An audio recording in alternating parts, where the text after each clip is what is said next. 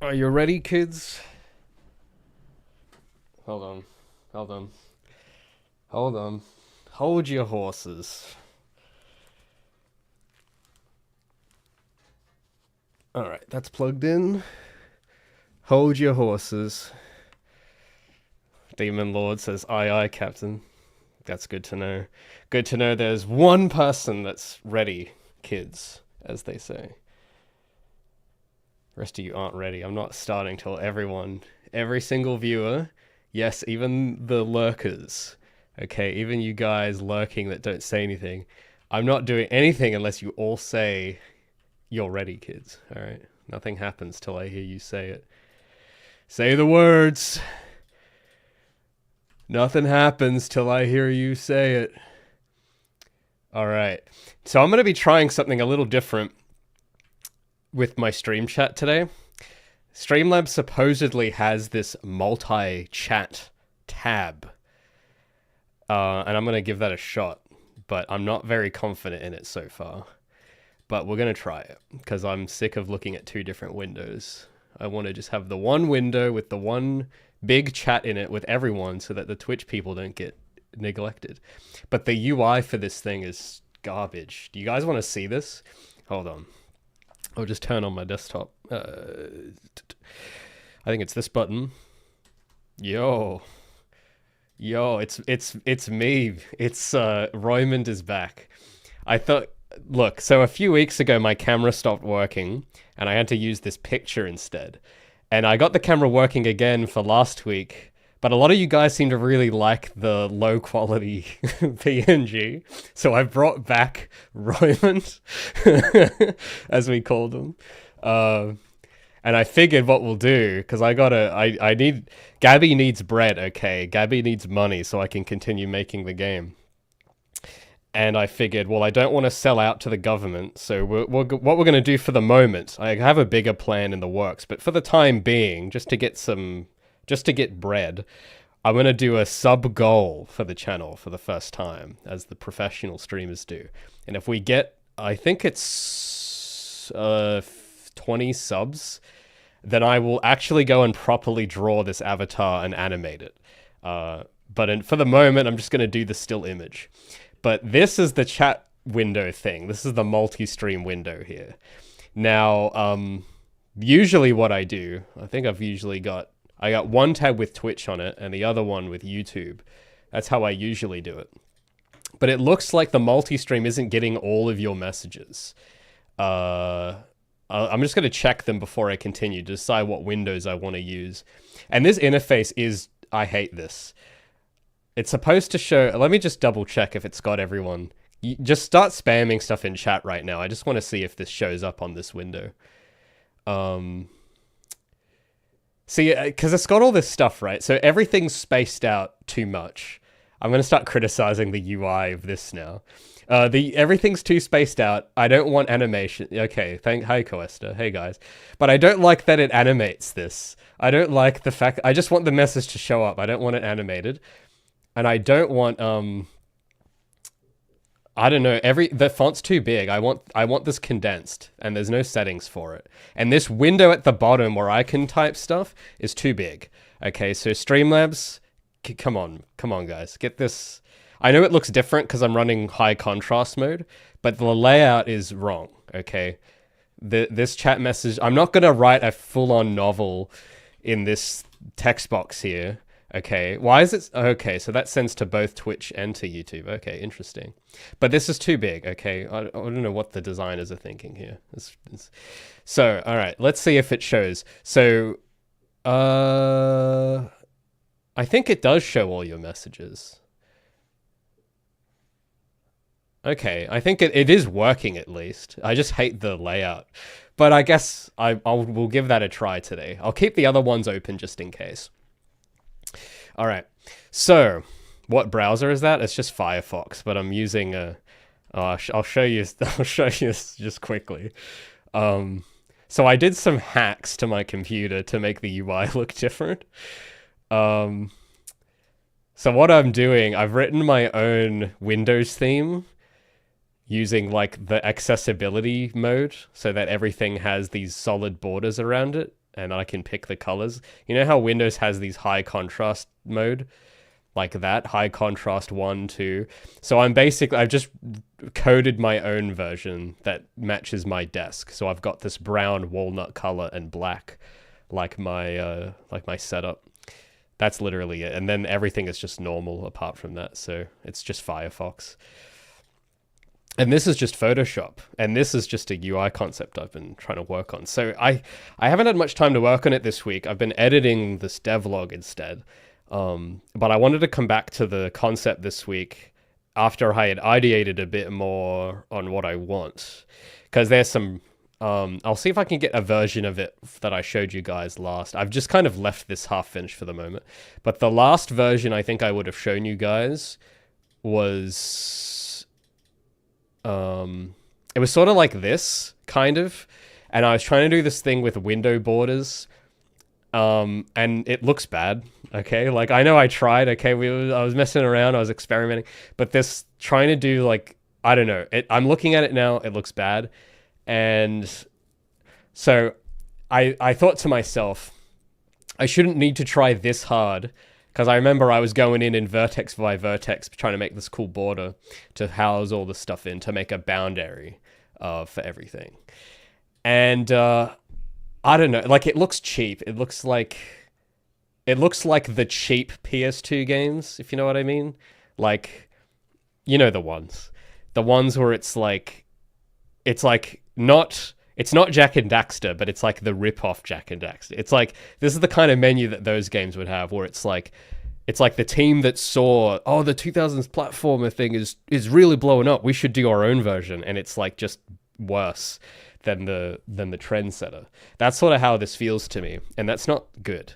I look at that and it's like, it's not good. So I wanted to start a bit fresher, and this is very work in progress. I'm just moving stuff around, but I think I finally got divine inspiration. Okay, I think I finally got the idea. I think I've got it. So I'm gonna open some of the references I've been looking at to show you some of the inspiration I've been trying to look at. Celestial Fox says, that's horrid. Thanks. Roymond is back. Yes, Rock Lobster, Roymond is back.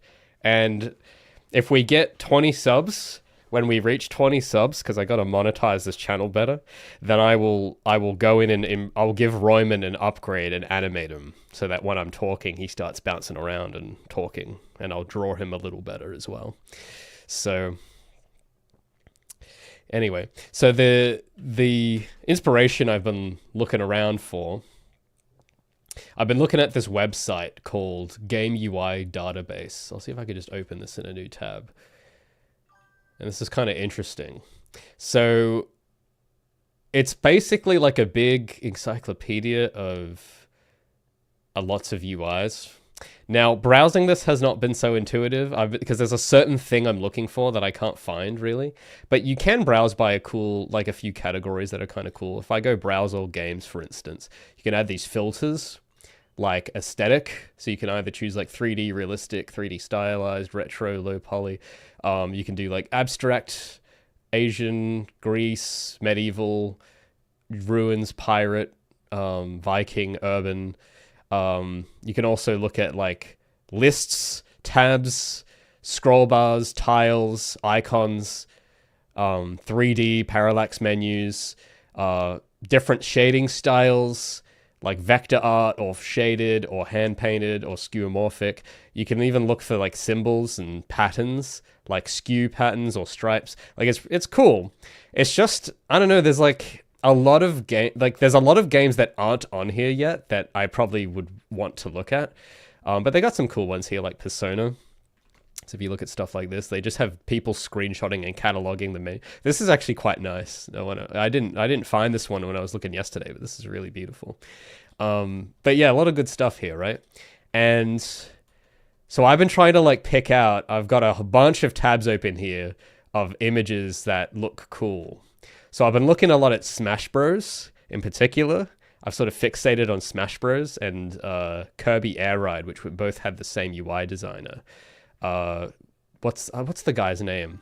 The guy, because the company that did some development on Smash Bros, one of the companies, and that did Kirby Air Ride, I think it's the same company, Sora, and it's just two people, not the character from Kingdom Hearts.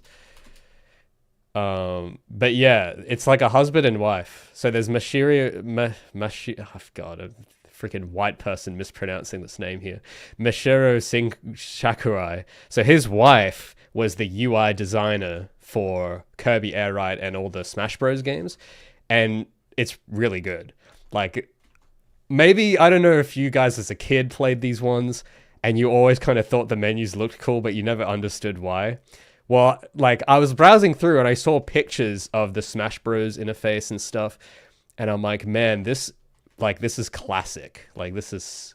Oh, I've got a bunch of other tabs here of other menus I've been looking at. But yeah, you look at sort of the other ones I'm looking at, and then you look at the Smash Bros ones or the Kirby ones, the Shakurai, anything designed by the Shakurais, and it's like, man, this is divine. Okay, this is perfect. I know everyone always tells me that, oh, Raymond, there's no such thing as perfection, and they're wrong, okay? There is such a thing as perfection, and we're looking at it. This is perfect. So I've been very curious, and I'm like, well, how do they make it so perfect?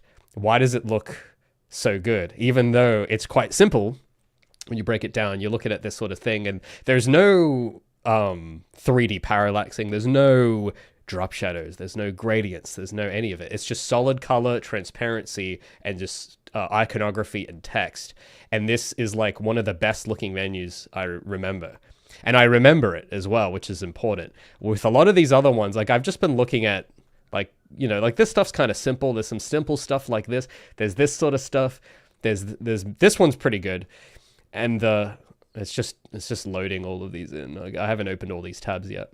But with a lot of them, there are a lot of them that just look average and kind of boring. Like, this is kind of boring. It's trying to be cool. Like, you can see it's got the cool borders and stuff, but I don't like... I don't know, my eye isn't being drawn, it's being drawn to the borders too much. Or when you look at some of these other ones, this is pretty good, I like this one. But you notice how, like, a lot of these try to be similar, and you'll look at one of these, this is nice, and then you look at this one, and your eye just kind of goes all over the place. Whereas this one, your eye just goes straight to the orange, and it's like, it doesn't get distracted by... Like, this sort of stuff they're doing on the side with these there's neon borders on the side, I don't like. So I'm looking at a bunch of this, and I'm trying to decide what do I like, what don't I like, so that I know what to do. And what I am noticing, I'm noticing a pattern where a lot of these menus that I'm drawn to use blue, silver, and black for their color palette. Like, a lot of these, you can see there's lots of, like, silver, black, and... This is more of like a teal, but a lot of them use sort of blue. Same with this, it's sort of silver blue and like a dark color. But there's some stuff though that I think looks cool that I don't want to do. Like, for example, some of these menus here, they have like this circular thing going on, and I think one of you suggested doing this once, and I thought it'd be cool, but technically I just don't know how to do it in Unreal. I have no idea how you'd make a radial menu like this that isn't janky. So I'm like, all right, that's a boundary I'm going to set where I don't do circles, because I think knowing how to use circles properly is harder than just using boxes. So it's like, all right, I'm going to wait till I master 100 skill speech or whatever to do circles or anything, and I'm just going to try and stick to boxes. So yeah, I've just been looking more, and okay, this one I don't want to use as reference. I'm going to close that one. But then there's other choices you got to make with this stuff, right? You look at some of these and you'll notice different trends, where some of them, when they have a list like this, each list item is itemized and put in its own box, like this and like this. And some of them aren't, where, let's see, like this game, for instance, all these options here are not, there's not a box around each one. It's just in one big panel. Or like this, this one's very plain, but it has that color scheme. Or like this, where everything is sort of it's just laid out without boundaries around the individual items. And that's something I've always kind of noticed that games do, but I don't know why. And it's like, well, why do some games, like this, it has it all just in a big sort of panel. But then this menu has them all in buttons. And it's like, well, why is that one, why does each of these have a big, what would you call this? Like, fancy border around each option, whereas this one doesn't. It just has a little glow around the selected one, and all of this is just like, I don't know why. Like, there is a reason. I know there is a reason. I don't know why though. That's the thing. So, and yeah, this was like another example of a circular menu, but again, I don't know how to do this, but it does look cool. But you see how this one, everything's got a border around it, every option. And then this one, everything's got a border around it. But this one I don't like too much because I'm looking at this and it's like, all right, well, I don't like the shade of purple. I don't like the fact that all the lines are different widths. I do like the sort of angle, because this has that 45-degree angle thing we were talking about. But, so I'm just shopping around, right? I'm doing a shopping list of what do I want? What do I hate? What do I want to pass forward in my game? Sort of like I don't know. It's a bit like, I don't know what you would call. I guess it's sort of like how Darwinistic evolution works in a way, where it's like, I'm going to pick which ideas or memes, as Richard Dawkins would say, which ones are going to survive in my game. And one thing I do really like is in the Smash Bros. One, they have these cool accents at the top and bottom, which I've started to try and do, and I'm going to try, because this is a bit disjointed still, but I have some ideas on how to make this better. So I want to work on that today. Strawberry asks, do the borders make it look more important at a first glance? I'm not so sure if that's what it's doing, but I think what it's doing, it creates focus. I think that's what it does. And it does something as well with the header and footer. It serves a purpose. Also, I don't know if you guys can see this, but there's this weird menu on the side of this Streamlabs chat window where it tries to judge the tone of all of your messages. It's just a bit weird. I don't know if you guys can see it, but next to each of your messages, it says rough, edgy, neutral, good, or something. And it's just, can I close that? Okay, you can close that. That's good. I don't need Streamlabs telling me the tone of each of these messages.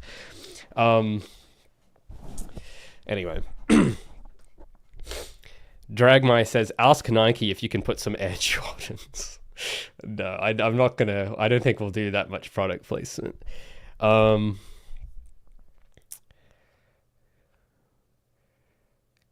Robin says, those are from the PS2 version, which is probably why they didn't show up. Okay. HAL Laboratory? No. So it's Sora Limited, which I don't know what HAL Laboratory does, but I've seen that company name in there somewhere.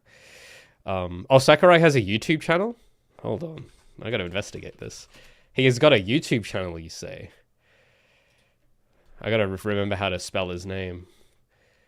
How do you spell his name? Hold on. One of you wrote it here. God damn, I cannot pronounce this. You get this? Yeah. So everyone that tries to say, oh, Raymond's such a weeb, like, dude, no, okay, I'm an imposter. I have no idea how to read Japanese names. But dude, yeah, I have seen this channel before, actually, and you'll notice that the thumbnails and the header image of his YouTube channel, probably designed by his wife as well, have the same aesthetic as the Smash Bros menu. That's really cool. I like that. I like his style, man. That's awesome. This is really good. The videos are probably good, actually, but just the design of the channel is really good. Like that sort of border that they've got at the top of the images. Like, it's beautiful. Okay, thanks for reminding me of that. That's awesome. But yeah, they got a good style. The Japanese, they do a good. I can't pronounce their names, but they got style. Okay, so all right, so we're gonna try and do some improvements here. I'm just gonna increase the saturation of this a bit. Bring the grid back. I just want to turn off the. Just want to make this green. There we go. So I'm going to hide everything in the middle, because as I do this, I'm going to try and point out some observations I've made as well about some of the ways they do these menus. But I'm going to start with these. We'll call this the frame. We'll call it the frame. I don't know what else to call it. We'll call it the frame. And real quick, I'm just going to get, because I have a bunch of images as a reference, and I'm just going to put that on another canvas real quick. Because there's a certain way they line up the text that I just want to keep in mind. Yeah, so Smash Bros. Brawl has also got amazing menus. And you'll notice, here's a cool thing. Hold on. Just to point out something. Because I just got to get the safe area. Hold on. Here's something you'll notice about all these. It's really cool, right? So all of these menus have a safe area around them. That's the same on all of them.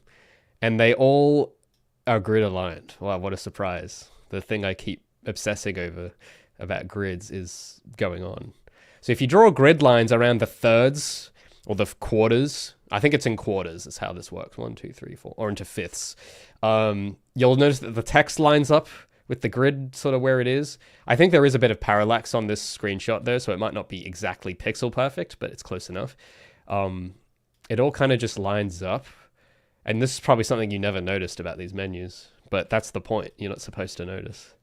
But yeah, it's made deciding what I want very difficult, because I'm literally staring at all this, looking at it, trying to look for things that they don't want me looking at. They don't want me noticing this stuff, and I'm trying to do it on purpose to like break it apart and figure out why it's good.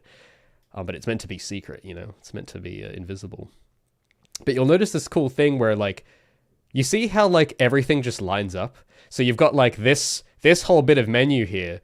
The text never goes past this line. And then this little sub menu on the left here is exactly 2 grid squares. Like this is a big grid square here. It's exactly 2 from the edge of the screen. And it's, I don't know. I just think this stuff's really cool. I think it's really cool. And then with Smash Bros, you'll notice that the way it lines up is the same. It's using the same margins, where it's got the little description text at the bottom is sort of in the same spot. Oh, there's some other menus there. But yeah, you see how it kind of lines up the same? And then you see that the text here kind of lines up near where this is. And that the header is in the same spot. Like that. And I just think, man, that's cool. All right. So I'm just going to have this open on another window just here, so I can see what's going on.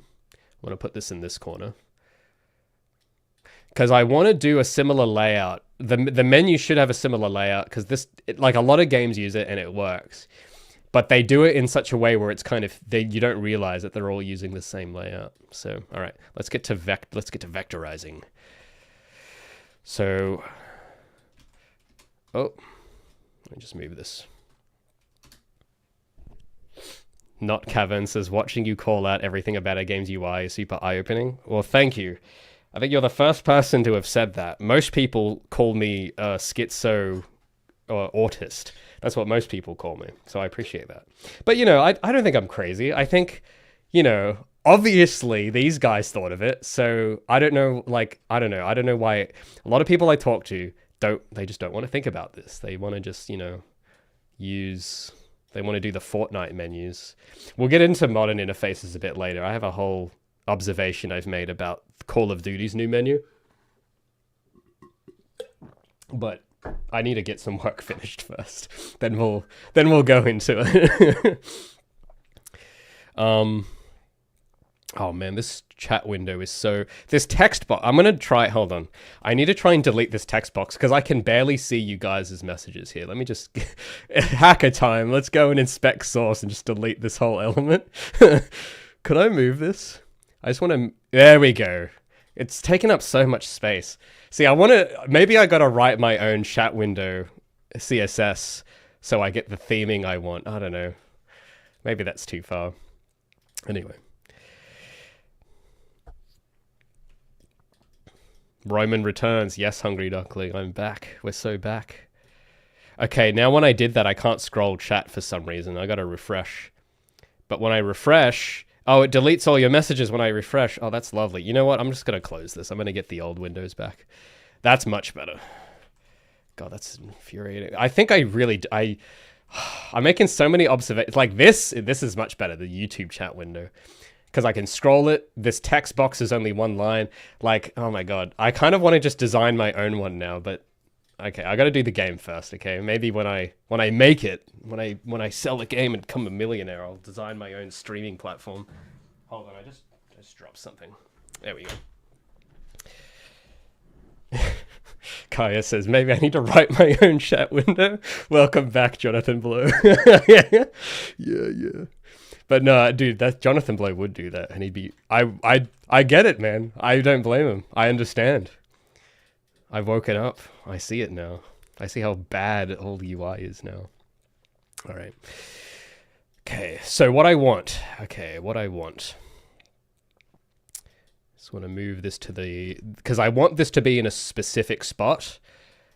And I thought about this and drew it on paper last night, and I thought I'd save the implementation for stream because it'll be fun to watch. Excuse me. But we'll move this around. No, that's too much. I think this has to be, yes, that has to be there. And that has to, yep. And then I've got this box, which I will delete.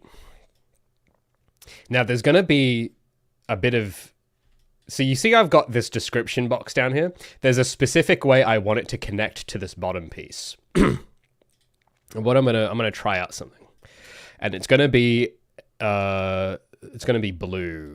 It's going to be, so remember last week, because I was struggling a bit to come up with something, and I said that the good designers, they just know. That's what I said. I said the designers that know what they're doing, they just know what to do. And I admire that. It's really cool. And they also have this sort of, I don't know what you would call it, but just artistic certainty about everything. And I think I just needed a few days to think about what I wanted, because I'm starting to feel that a bit more now. Still not 100%. I still got to actually see it in execution, but I am now, I think, a lot more certain on what it has to be, rather than just in the wilderness going, oh, I don't know what this should be. So I was like, in my dreams, I was, visualizing this of like what kind of accents it needed to have and why it needed to have them.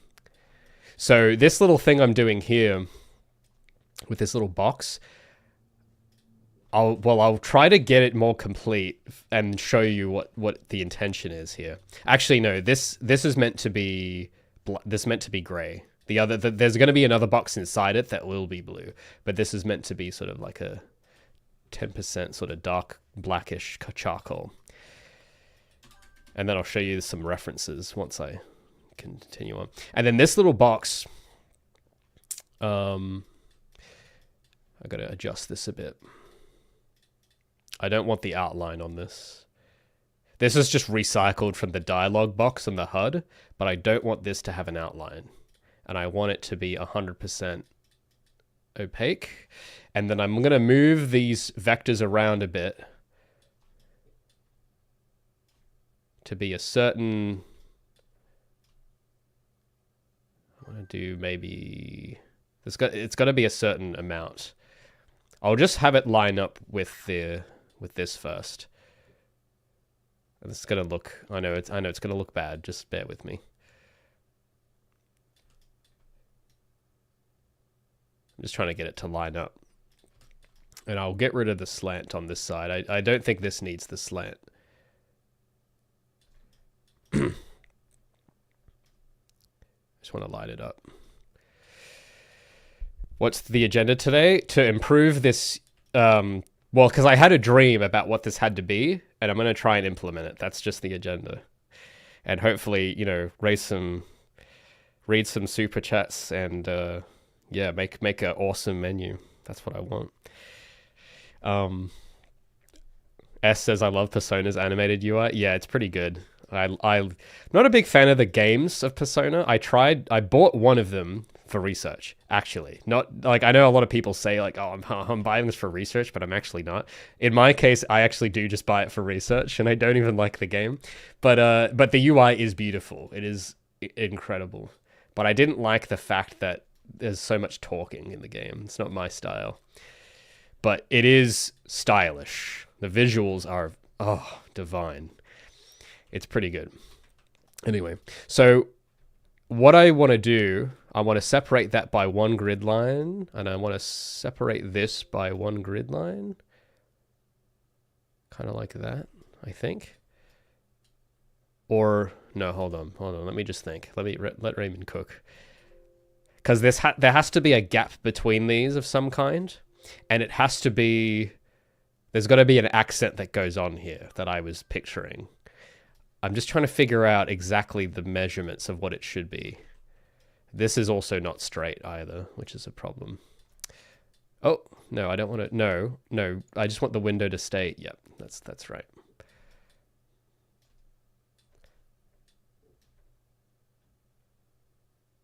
Okay.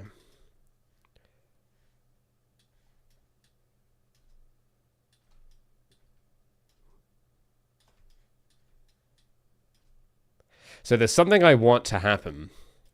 This is what I'm trying to describe. Because when I have these blue bits, so the rule, and I'll explain why this is the rule in just a moment, but the rule I'm doing is that the frame is aluminum, which is this white color, which I'm going to change to a different shade of white a bit later. But the white is the aluminum frame. The black is sort of this contouring material just around things. And then the blue is contents, like secondary contents. And then the main contents, which is this background, I'm not sure what the background color will be, but it's going to have like a pattern on the background. So the things that aren't the main things will just have this sort of blue background. So I think for the main stuff, I want to have some kind of scanline background. I want it to look like a display. That's the point. So this big thing in the middle is like a screen, a display. The bottom bit is like an auxiliary secondary panel, but it's not a screen. It's just a blue thing with text on it. And then the white is like a frame that contains the thing. That's the rule. And I know you're probably thinking, oh, why does it have to be like that? Well, I just want to like draw this vector, and then I'll get some more images open to show you some of my influences of why I'm choosing those things. Oh, okay. No, I have to this has to be on that line, I just realized. And then I think I just need to move the white boundary down. I think that's the way it's got to work. Yeah. So where's the white?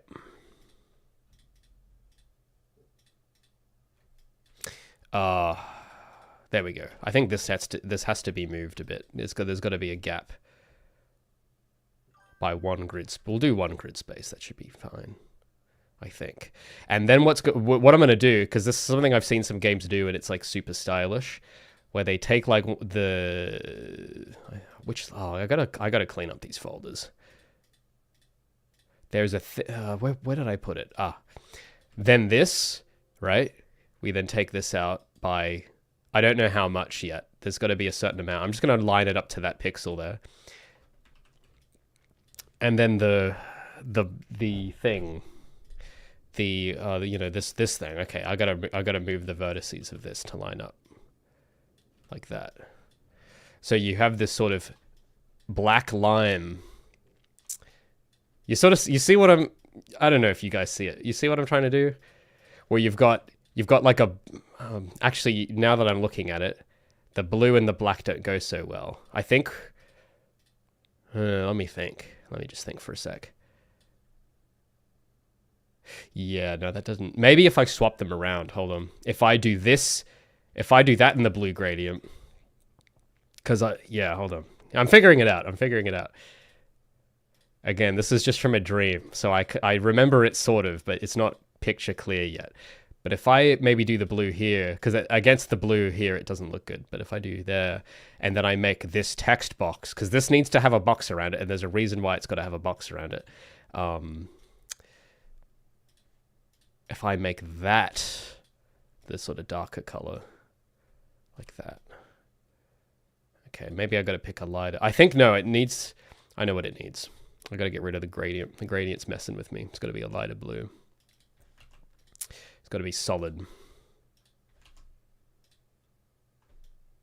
And then this thing has to have, that does need an outline around it. Wherever I've put it. This. So, copy that stroke. Paste. Get rid of the fill.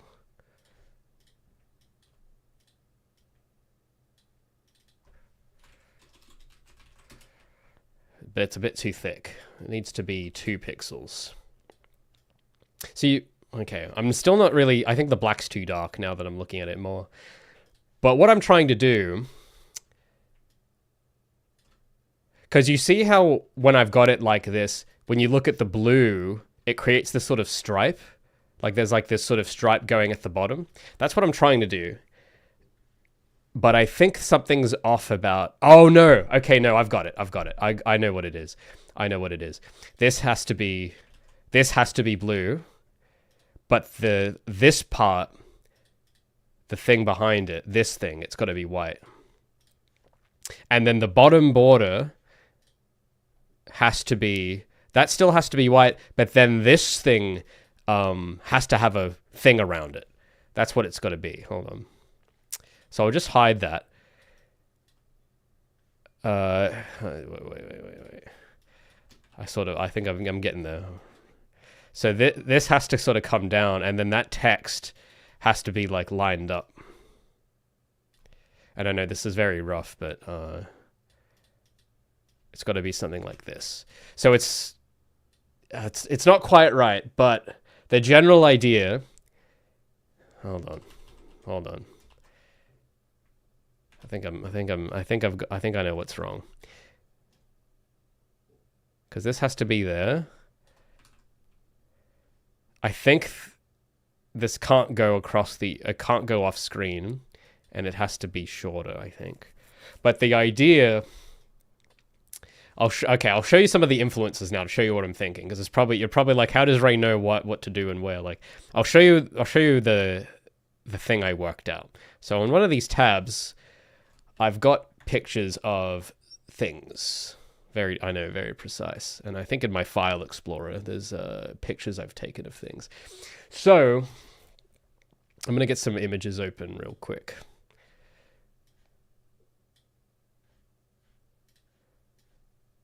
Of just images. And I know this is going to look weird. I know it's going to be like, what are these random pictures? What's bro yapping about? I know. Okay, just wait. So I've been looking at vehicle design, car design, and you might notice a theme with all this. I'll see if you guys in chat can guess the theme that's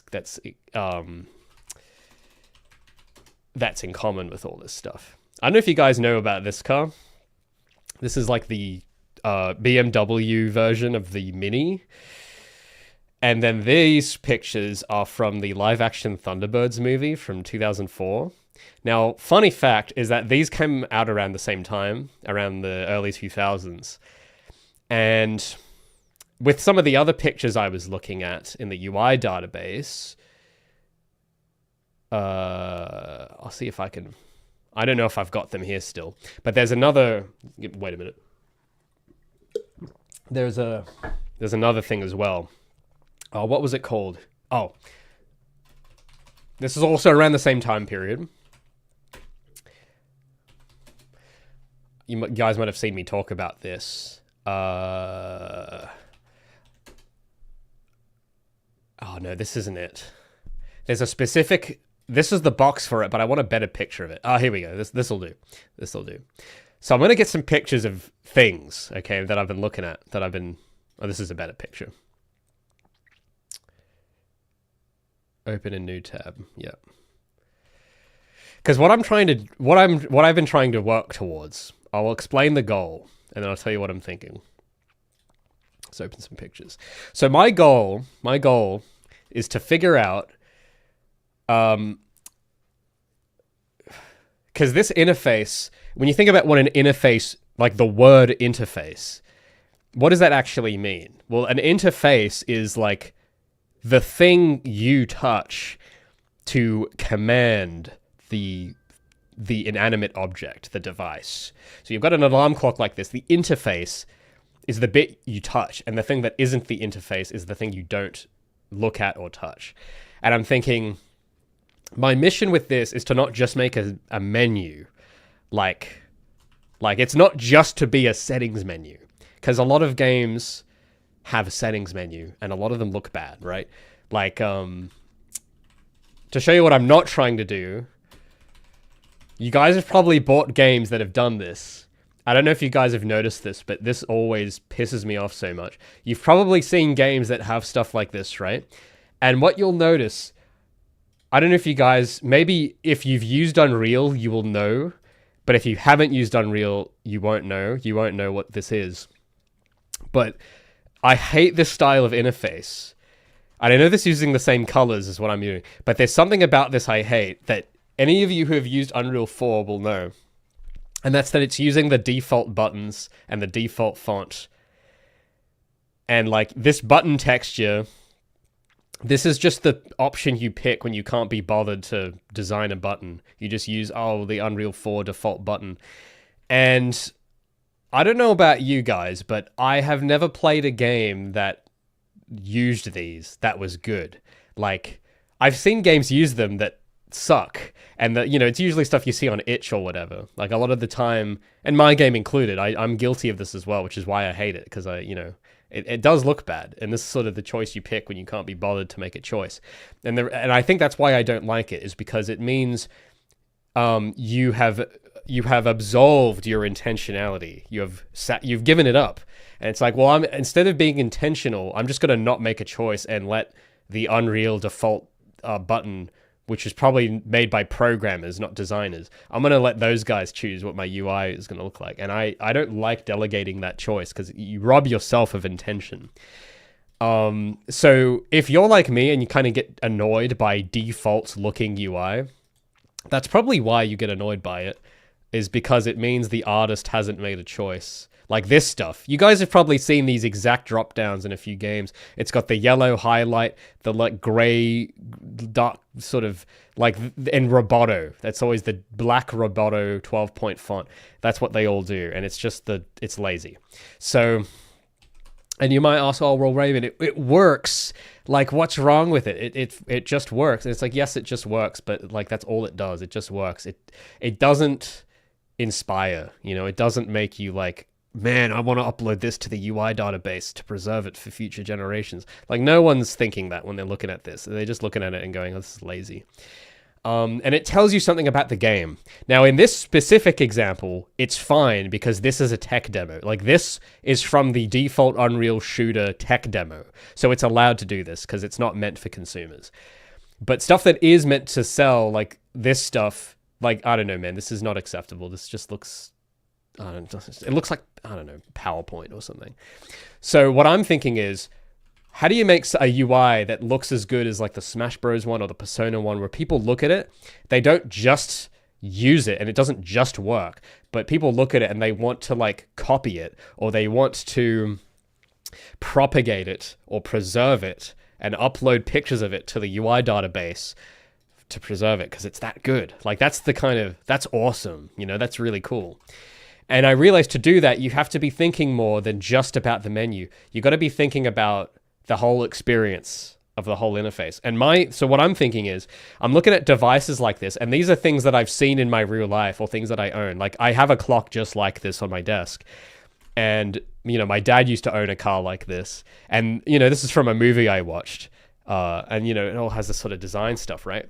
And what I'm thinking is, I'm looking at this, and it's like, well, if Gabby owned things, if she owned an alarm clock, if she owned a car, if she owned a spaceship, if she owned a computer or an interface, what would Gabby choose? What would Gabby either make or choose? Because I don't know if Gabby's that technically inclined. So if I was Gabby and I was going to the computer scrapyard or whatever, if I was going to Lowe's or whatever, if I was Gabby and I was going to a computer store, if I was going to whatever, and I was looking around at the catalog of computers they had, what would I as Gabby buy? And I think when I look at things like this and like this and like this, it's like Gabby would buy this. So if she were to buy a car, she would buy this. If she were to buy an alarm clock, she would buy this. And I don't know if you guys are starting to notice a pattern in common with all of these, which is that they all use the same colors and they have like similar kinds of materials and similar design ethos. And the thing is, I can't quite put a name to all of it yet. I don't know all of the terms. I have a big gap in my knowledge here because I know that this stuff is beyond foundations. This is styling. which is like a whole different. You can't just do grids to achieve this. You got to really be thinking about something else, which I don't know. So I need to read some more books on styling. But just the material, like you look at this sort of picture, and I know this is not an interface, but the feeling you get from this picture this is from the Thunderbirds film as well. You see how in frame they've got this metal trim, like this aluminum trim, and then the seats have this sort of glowing, like it almost looks like it's glowing, like the material feels, it's got like this saturated highlight, kind of like this car, where the highlight gets more cyan. And it's, I don't know, it's cool. And I'm like, oh, I like that. I like the way the light looks on that. And they got this sort of metal, blue, and then sort of black areas and white. And then the Mini from 2000s has the same, it's like kind of the same thing going on, where it's got like the black sort of trims, the aluminum trims, and the same sort of material for the body. It's the sort of dominant blue. And just the shape of everything. I don't know, there's something about all of it. And I'm thinking, Gabby kind of does, like her costume does look a little bit like this as well when you think about it. And it's like, we got some pictures of Gabby back on screen for those that, 1 second, renders. I've got a picture of Gabby here somewhere.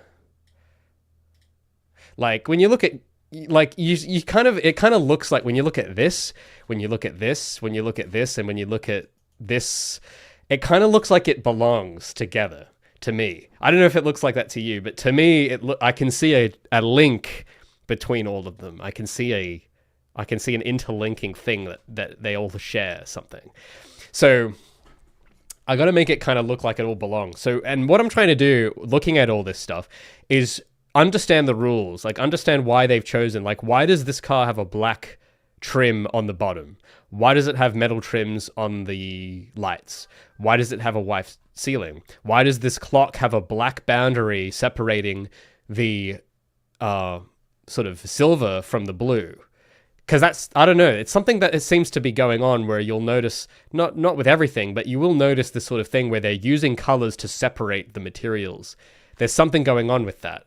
And when I'm thinking about designing an interface, and I know this is digital and it doesn't have to be like real or whatever, but I'm thinking if this was like a real computer, if Gabby had a desktop, if she was like using a desktop, what kind of like, and if it was made of similar colors and similar materials, how should it be broken up and that sort of thing? So that's the stuff I'm thinking about.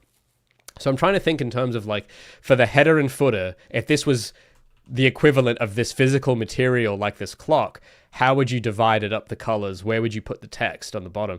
And think of, like, if you think about this clock, right? Think about the main contents inside the menu, like these settings themselves. Think about that as the display, the blue. Think that's what it's going to be. So the text is going to be this color, the background is going to be kind of this color, and it's going to be like digital. And then the surrounding elements are going to be sort of more physical looking. Like they're not going to be as holographic or whatever. And I'm thinking, how would I frame because this is obviously this serves a different purpose than a menu. It's meant to just be a clock and it's, it's doing its own thing.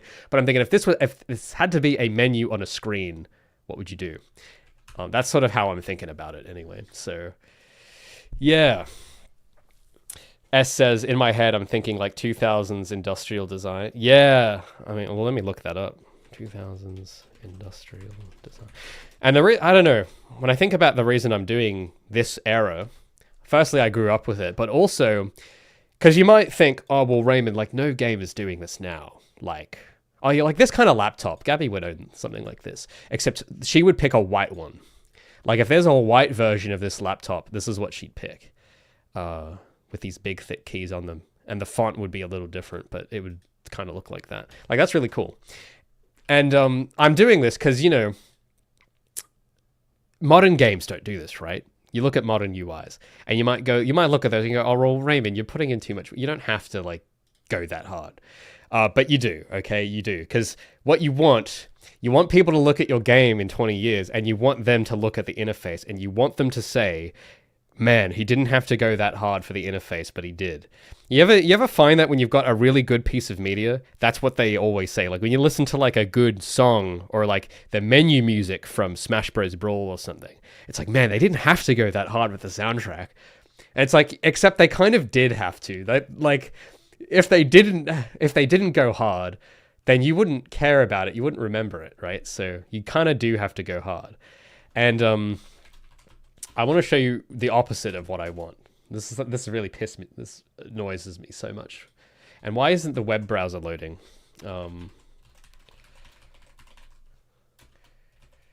You guys probably know where this is going. So what I really hate is this sort of stuff that everyone's doing now. I don't like this. This sort of Netflixification of interfaces. Like this stuff. You guys have seen this, right? Have you guys seen this stuff like this? Where it's like we'll do a blurry background.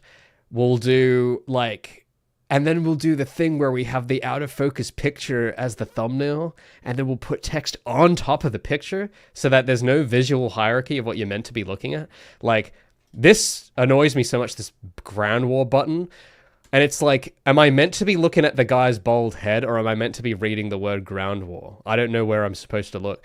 And then you look at these other ones, and it's like they're all composed differently. Like some images are kind of good, but some of them are just not good. Like here, it's like, oh, am I meant to be looking at the logo, or am I meant to be reading the text? And also, why is some of the images out of focus and blurred, and some of them are not out of focus? Like, I don't understand. Like, I don't get it, and I hate it. I don't like it.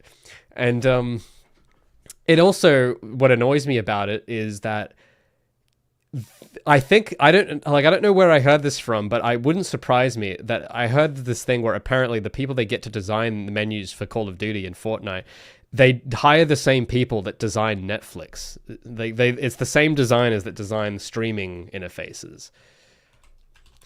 And these are just bad. Like, look, I'm not a master craftsman designer. I'm trying my best, but even I can tell, someone who doesn't know anything about design, even I can tell that this is just bad. Like, there's too much. There's too much going on. And it's just, you know how you guys have seen that meme, right? Where the people are like, oh man, like I was spending more time like just picking what show to watch than just watching a show. Like, I think that is deliberate, and I don't like it. I don't like it. I don't want an interface that's designed to give me decision fatigue. Like, I don't like it. Because you know what happens? This is why I hate this. When you have a menu that's designed to overwhelm you with decisions, which is like what the COD menu is doing, like there's too many things on the screen, there's no hierarchy, and the point is, it kind of makes you indecisive, and you go, oh, well, which one? Oh man, there's so many good ones. Which one do I want to pick? And you know what happens? There's an experiment that was done with jam in grocery stores, where they gave consumers a choice of 3 flavors of jam or 16 flavors of jam. And studies showed that when you gave people more options, they were more likely to choose none of them. And I don't like... That's obviously what will happen when you add more options to a menu visibly, which is why you'll notice with the Smash Bros menus and the web and the menus that aren't trying to like subvert you in some way, the good menus don't have more than like 7 things on it. Like 1, 2, 3, 4, 5, 6. Perfect. Or if you don't believe me, this one has a bit more, but I think this is an exceptional case. But most of the other menus, 1, 2, 3, 4, 5, 1, 2, 3, 4, 5. And then this, of course, it's a character select screen, so it's a bit different. But even then, like this layout, even though it has all this grid elements on it, there's probably 20 options here. This is still less fatiguing than looking at the Call of Duty than this stuff. And think about that for a minute. Isn't that interesting how this menu gives you more choices of options than what this menu does? But this menu makes you, like, I don't want to pick anything because this is just too overwhelming. But this, I kind of know what character I want to pick already, you know? And I don't know exactly what's going on there yet, but there is something going on. And I think it's just the mindset of what's her name? Shakurai. I don't know if I'm pronouncing that right, but you know you know who I'm talking about. When she was designing this, she didn't hate you. She wasn't designing this to like extract as much watch time as possible. Guys, on the GameCube, we need to extract more playtime. Like, no, they weren't thinking like that with this sort of greedy, what would you call it? Like anti-human attitude, where it's like, we're here to trick you into watching something. Like, that's sort of how it feels with a lot of these, right? And that's why, I don't know, I don't like it. The thing is, if you don't think about it, if you're just observing what's in the world now, even if you're well-intentioned, you will mimic this. Because this is, if you're under the age of 25, this is probably all you've seen. And you will just mimic this unintentionally, because that's all you're surrounded by. And I was sort of starting to do this in Feline for a bit. If we go and look at gameplay, you can see me make this mistake, actually. I didn't even realize it till right now. I just noticed it right now that I was doing it. So it's Project Feline gameplay. Well, just because for some reason my build doesn't open. Like, it takes forever to open when I'm streaming. But I need to find a video of someone playing the game. Why is there AI videos of cats and stuff? I just want to see someone play the game. Okay. This guy's got the menu open. But you see this? You guys remember this menu. But you see how I did this mistake and I didn't even realize? Because this is bad. I didn't know it was bad. I just thought, oh, it's like the Overwatch menu, because Overwatch does this as well, where they have like the sort of tiles like this. But no, this is wrong. Like, this is not the right thing to do. It gives you too many choices, and it's too, like, the thing where they do like thumbnail pictures, like it's YouTube. Like, that's kind of probably where I got that idea from. You see on the sidebar, I've got all this thumbnails. That's probably what I was thinking when I did this, and I realize now that no, that's not what I should be doing. So, but to not do that, and to resist the trend, and to not just do what's normal, you gotta try really hard. To go against the current, you have to put in effort. So that's partly why I've like gone super, I'm putting in like extra effort, because I have to undo all of this conditioning that of what, the industry wants me to think that an interface should be. So that's why I'm kind of deliberately sticking to the 2000s decade. And it's not because it's nostalgic. I think that's part of it, but there's more to it. I think it's just that people had better intentions in the 2000s. I don't know how to describe it. It was purer. It wasn't just nostalgia. It was something else. So anyway, I just need to get my sketchbook, and I got to look at what I was drawing yesterday so I can see, because I'm just got to think. There's a certain way this bottom border has to look. One sec. I drew this in my notepad. You guys can't see this. I know. Aha, I found it. Okay. Let me just put this over here. I might just try drawing it again. One moment. I'll just hide this. I just need a blank. I just need it blank, and I want to try it again. Because it has to be a certain way. Anyway. Gus Guntherson says the 2008 financial crash was done with nothing but love in their hearts. Maybe. S says big interface. Coca says for the art. That's right. That's because that's ultimately the ultimate goal, I think, of a designer should be to have like a Jesse Pinkman-like person find their work, inspect it closely, and say to themselves, Mr. White, this is art. This is pure glass. That's what you want them saying. You don't want them looking at your interface and going, well, actually, yeah, you don't want them looking at your interface and feeling nothing. That's the worst. I think feeling angry is actually better than you just don't feel anything. So, that's what you want. You want people looking at it and then going, This is pure art. This is art, Mr. White. And then the Chad designer obviously will just look at them and say, actually, Jesse, it's just basic design foundations. It's just basic graphic design. That's sort of how it's got to be. But you don't want, you got to get, yeah, but to get there, you know, you got to, what's the thing in Breaking Bad? You got to have 99% purity. You can't do this 60% purity nonsense. You got to have 99%. Okay, I'm just trying to get this angle to be at a 45 degree. I know, hold on, I'm just trying to read the pixels here. Hold on.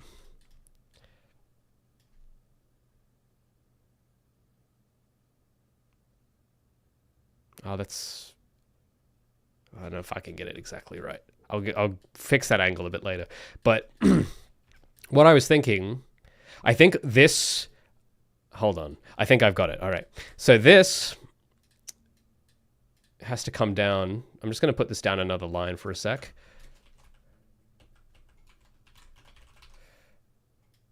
I just got to see where this lot... Okay. Okay. Because I think this bit of text is to the accept and cancel. I think I need to resize those. I think they're wrong. That's probably why this isn't working. I just got to find the folder which has them wherever it is. Yep. So I'm just going to turn that off real quick. And also get rid of... What is that? There's something floating on the screen there. I don't know why. I must have... because I was just messing around and copying stuff at random. That's probably why it's a bit off. It's a bit disorganized. So, yeah. So I'll rename this to aside. And then move this. I'm just going to clean up the folder. I'm going to move that down here. All right. So now I'm just going to align this over to the other side real quick, just to... Because this box has to go around the text a certain way. The white box. And once I draw it, I'll explain why that's there. Because there is a reason why it's there. There's a reason why this has to be around a container. And then the whole thing has to be around another container. There's a reason. But I just want to get this sort of... What's the gap between these two?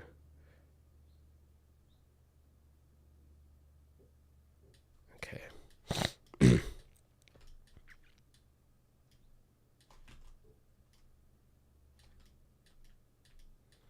Keo says, I hear using the shift tool when moving vector elements will snap it. Oh, will it? Oh, hold on. So holding shift, I think that's what I was doing. Shift just locks the axis so that if I move my mouse... Oh, no, it does move at 45, but it's like... It moves it diagonally.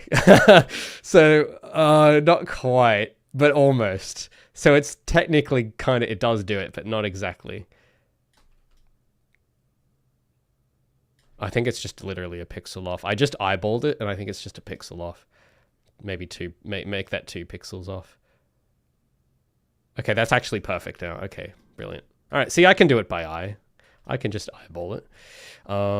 Anyway, I want to get rid... I just want to hide wherever that other... Sorry, yeah, my folders are a little bit of a mess. You can tell I was like up real late, and I was like just trying to frantically mess around, and I made a bit of a... I didn't clean up after. So... And I know the text isn't readable. I know. Just give me a minute. Just give me a minute. Okay, so that has to be... Okay, no, this does have to be a bit further apart now that I'm looking at it. Oh, because when I drew it on paper, it looked better. Okay, no, there is something that... I think I do need... Because it has to be on that line. Yeah, no, it has to be on that line. But it's just a matter of trying to get the border to be right. God, sorry, I'm just trying to... I can tell I haven't slept enough. I'm messing up clicks. I'm missing keybinds on important documents. Okay. And then this maybe has to... Okay, I think the shift at 45 might... Oh, and then when I do it here, it doesn't do it. Okay, lovely. That's great. It's got to be like that.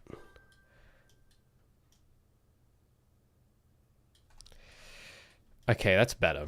But I don't know, it's still kind of off. But no, I think what it has to be. No, yeah, there was a thing I was going to have where it goes down there. Yeah, that's right. Okay, so this is a bit better now. It's just, it is a bit close together. That's the only thing that worries me a bit. But I might just have to deal with that for the moment. Because this has to separate. You know what? I'll try and draw it on the screen so you guys can actually see what I'm trying to do. I'm just going to do the brush tool just to do a very, very rough version of what I'm trying to do here. Oh, that's too big. So imagine...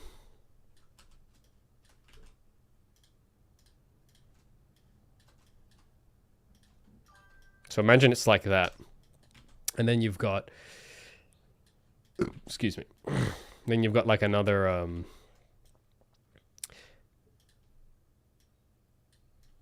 Okay, this looks kind of better when I try... when I draw it with the pencil tool, it looks better. But it's sort of like, you see the way the line looks? Like that? I don't know. It's like that. It has to be like that. So I'll move... Oh, I'll try and like keep that in the corner.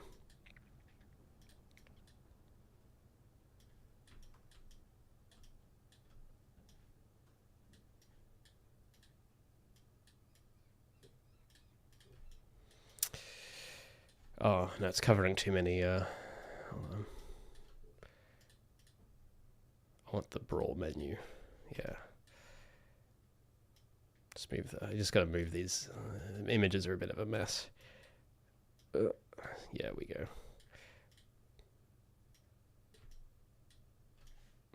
Alright. It's a bit, now I can see the layers. Control Shift? Oh, maybe. Maybe it is Control Shift.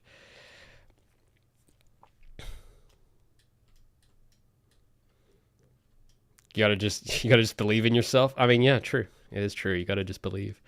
Like Princess Mindy says from SpongeBob. You just gotta believe. And then they did, and they saved King Neptune. And they... What's the phrase? They got the crown and saved the town and Mr. Krabs. They did it. So that's what you gotta do. You just gotta believe. I think, you know what's throwing me off? It's the freaking drop shadow I've put on this. It's throwing me off.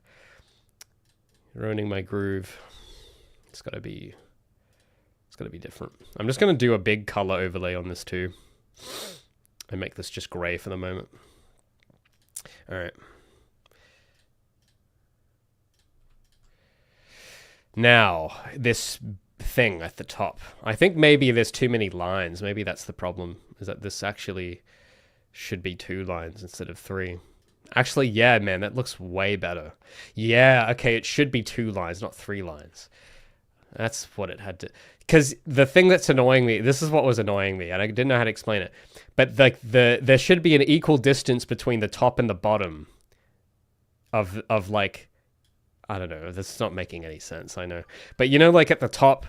Like in between the this and then the top bit, this should be in the middle, but it can't just be in the middle. It has to be grid aligned as well. So I think this is what it should be. It should be 2 lines. That's the trick. That's what I had wrong. And then, okay, now it's all coming together. I start to understand now. Yeah. Okay. So I'll get that other. I had the thing back. Where's the thing? You know the thing? I had a thing. The box. Where'd the box go? I had a box. Oh, I didn't delete it. No, maybe I did. Oh, no, here it is. Yeah. So, now this can look better, okay? Oh, hold on, my audio just glitched out. One sec.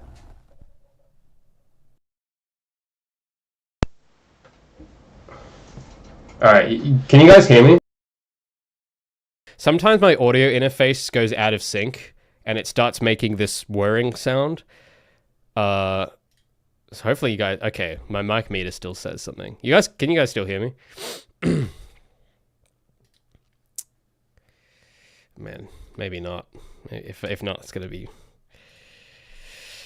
pranking me again, where I go silent for 5 minutes, and you guys don't tell me. Okay, you can still hear me. All right, good.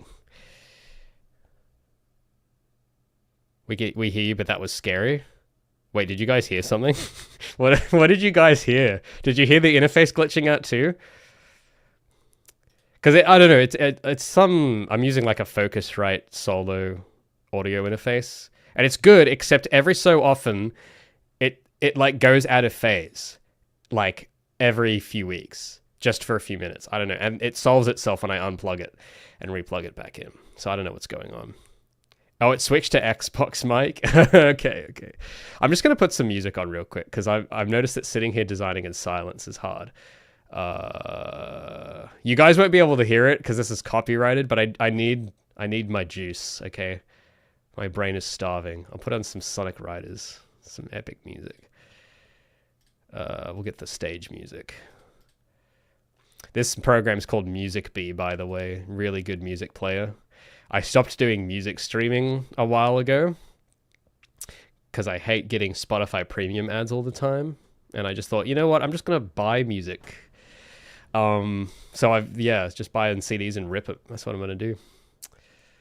And it's great. And I've got this nice music player where I can neatly catalog all my music. And the interface is good.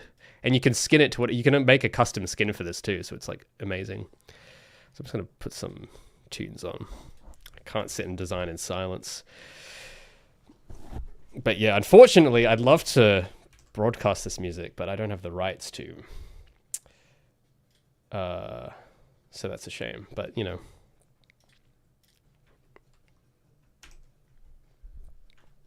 Let me just turn it down. It's a bit too loud. Even this... Oh, I'm looking at this cover artwork, and this is kind of doing the same thing, actually. Hold on. You guys can see the album artwork, right? Hold on.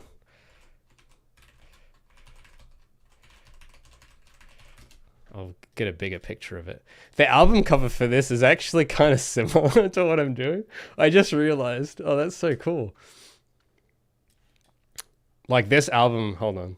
The way they do the angles on this is kind of similar. See how they got the... You see how they got the thing? You guys see that? That's kind of funny. I didn't realize. Anyway. So... Oh, I've lost you guys. Hold on. Where's chat? There you go. Gotta hear the Sonic Riders menu music. Oh, yeah, actually, I do have the menu music here. Oh, man, there's something I really want to show you guys with the menu music from that game, but I get copy striked if I did that, unfortunately. But I'll tell you the observation while I'm working here. Because you know how the other week I was talking about audio? And I was saying... Oh, excuse me. I just got to take a drink. There's something in my throat.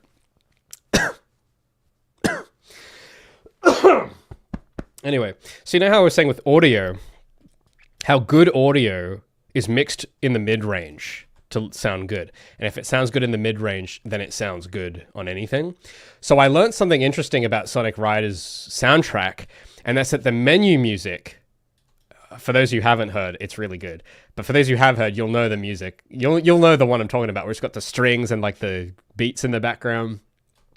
So that track that they use on the menu is actually unfinished. It's an unfinished version of the actual song that is meant to be there. Because on the album, and this is a massive tangent, but you know, a bit of interesting lore for the stream here. So the track... This is on the CD. It's called Ungravitify Electro Extended, and it's the menu music, but it has like the vocals in it. But the game has an instrumental version of this track for the menu. So it's the same backing track, but it doesn't have the lyrics. But the mix on the menu version is different. So if you guys really want to that curious, I can't play it on the stream. But if you go to YouTube and just type in Ungravitify Electro Extended, and then you type in Sonic Riders menu music, it'll give you two different versions of this. One of them will have the lyrics and one won't. But there's another difference, and that the way that the menu version that made the game is mixed is different. Like the way that the bass is mixed and the drum samples are slightly different and the string samples are slightly different. And it's you can tell that the version in the menu, they didn't finish mixing it, because I think what I'm guessing happened is that there was some mistake, or they got the wrong file or something, where they picked a work in progress mix for the instrumental and they didn't actually export a proper instrumental that was mixed. So if you listen to it with the mid-range isolated for the menu music that's in the game and the version that's on the album version is mixed way better, and it sounds more clear. The strings are more punchy, the synths are stronger, the drums are like less harsh, and the bass is like more audible. But you listen to the version from the game, and it sounds a bit muffled. So I don't know if anyone else has noticed that, but I thought it was interesting. It's like, oh, so this is what a work in progress mix would sound like, and this is what the finished intended version is meant to sound like on the CD, and I don't know, the guy that did the audio was probably kicking himself when he realized that, oh, we shipped it with the wrong export. Oh, no. And no one noticed until, I don't know, maybe someone has noticed before, but when I was a kid, I didn't notice. And I was like, oh, this is cool music. And then I realized that the album version sounded slightly different. So I don't know, I just thought that was kind of cool. Shablam says, I never noticed, but that's insanely weird.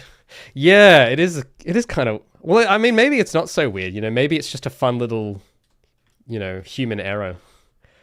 Makes it, you know, there's that Persian flaw. Because it's a perfect game. It's pretty good. But it's got that one little Persian flaw in it where it's like, oh, it just uses a slightly out-of-date mix for the menu. I don't know. That's my theory anyway. That's why I think it happened. And unless it was intentional, in which case that would be strange. I think that would be kind of weird, where it's like they intentionally mixed it to be more muffled or something. I don't know. I don't think it's intentional. But I don't know. I just thought it was kind of cool. I was like, oh. So, but I can't unnotice it now. So if any of you that have been listening to that song that loved it, I'm sorry. I've probably ruined it for you now. I'm just trying to, I had the wrong mouse tool selected.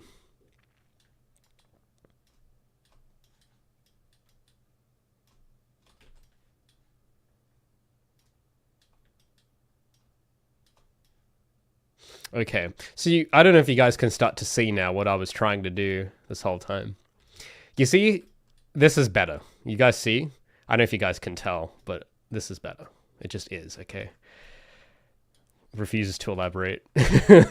This is better. Refuses to elaborate, leaves. But no, there has to be... I'm just trying to think. Okay, no, this is where I have to then... This is meant to be dark. And then there's meant to be a thing around this whole thing that's then supposed to be white. That's the way it's the way it's supposed to work. So, let me just think. I got to do something. Okay, so what has to happen is, because there's a white border that has to go around this whole thing. So I got to bring this down a grid space. I love this grid system, man. It's so good. Oh yeah, I was just checking Discord before I went live. Oh, that reminds me. I forgot to I knew I forgot to do something. I forgot to... Hold on. I keep forgetting to do this. Bros on Discord, you didn't bread react to me.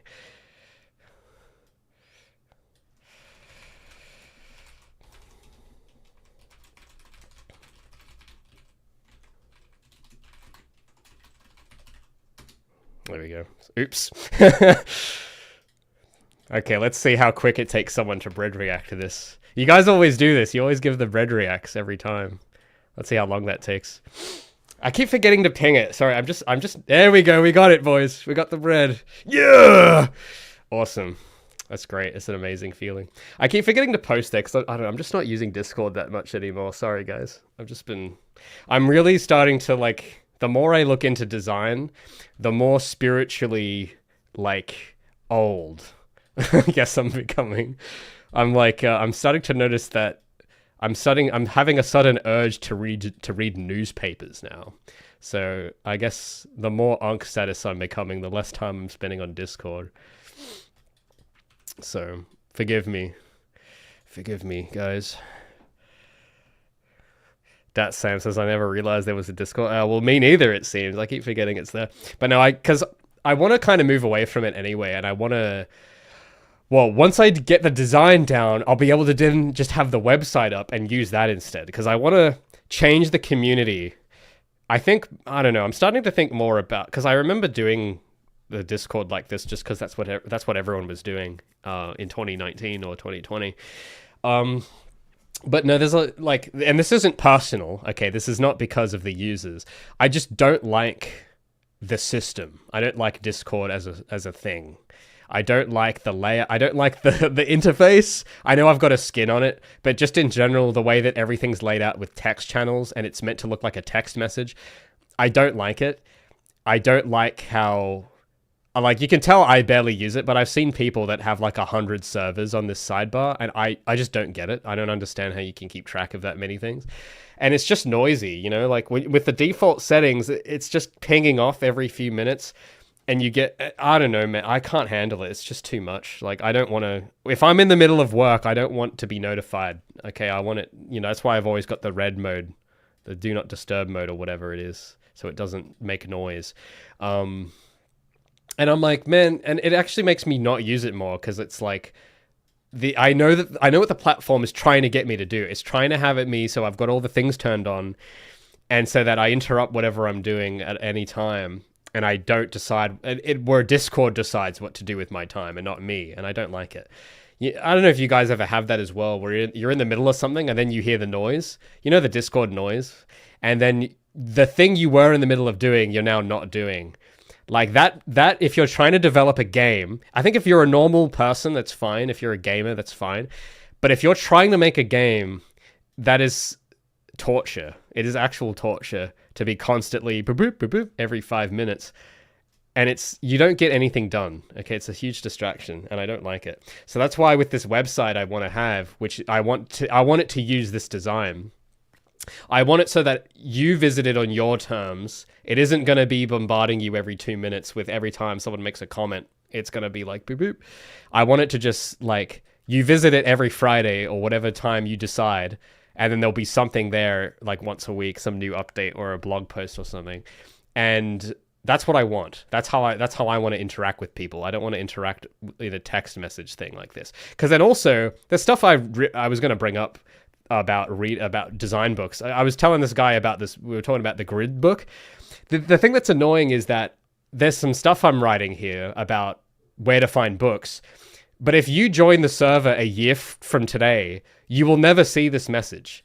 Like, if in a year from now, if you guys write a bunch of stuff, this message I've written about where to go look for books, you will never see it. And it's just a bit annoying. It's impermanent, you know? Like, if you write anything, it's technically still in the log, but no one is going to find it because it's buried in this big linear, like, all of this. Like, it just gets buried. There's no indexing. Or, I mean, you can search, but you don't know what to search for, right? And it's like, if you have a proper website that's cataloged with tags, topics, what have you, you can find insight from like 10 years ago just as easily as you can find something from yesterday. Where on Discord, it's almost as if it's designed to deliberately ruin continuity, where the only thing you will see is what you can be bothered to scroll, kind of. You know what I mean? Like, I don't know if it's just me, but I really hate it. Like, I really don't like it. So that's why I haven't really been using it. Thank you so much, Snotbill, for the gifted sub, man. I really do appreciate that. We are now a sub closer to animated Roymond, so that when I start ranting like this, I can start bopping up and down. It looks so funny. But thanks so much, man. Appreciate it. Sin says, Discord searching annoys me so much. Yeah, me too, man. Me too. I hate it. And it's just, I don't know. And the theming, they don't really do this as much anymore. But I never liked the fact that it's kind of infantilizing. I know people think this is cool. But you guys have seen like the ads or the emails you get from the Discord safety team or something. And it's all meant to be like, it's like California speak, you know. I don't know if you guys know sort of the like everything's sort of plushy shaped, and it's very. You just know that everyone that works there is in San Francisco. Like I don't know exactly. You know what I'm talking about. I don't know what the verbiage is, but the way that they advertise Discord, their brand, not brand guidelines, but their copywriting, the way their brand, there's a name for it, the tone. I don't know if that's the right verbiage, but if you have a brand, this is what Discord isn't. They won't tell you this, but every brand has like a document. It's not like this. This is a visual brand guidelines, but they have like verbal brand guidelines of how to talk. Like if you're posting on the Discord Twitter, you have to word it like this. You have to do it in this tone. You have to use like slang like this. Like that isn't just, they don't have some cool guy in the office that talks like that normally. They have like a whole document that dictates how they do that. And I don't know. I don't like it because it feels insincere. And it's trying really hard to kind of talk to you like you're 16, which I guess if you are 16, maybe this doesn't annoy you. I'm just trying to, because I don't know where to find examples. But you guys have seen it, right? I don't know what to look up. But,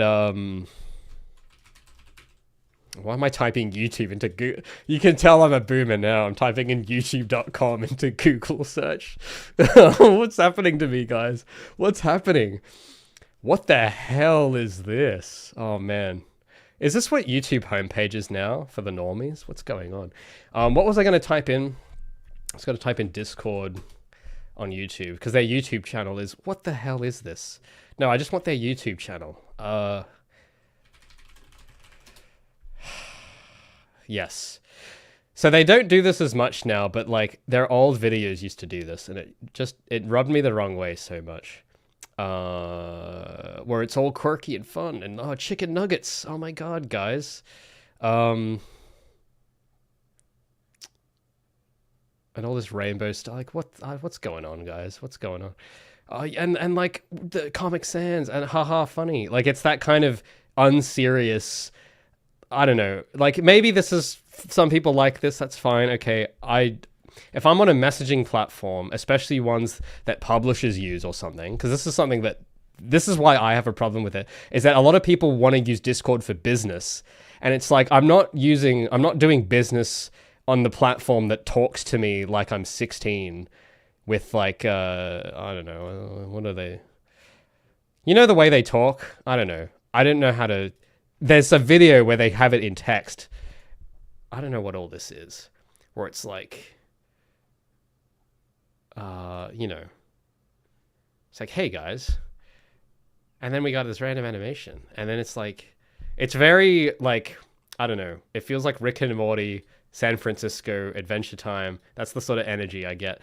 And that's fine if you're like 16, you know, you're hanging out with your buddies, which is kind of what Discord's meant to be for, I think.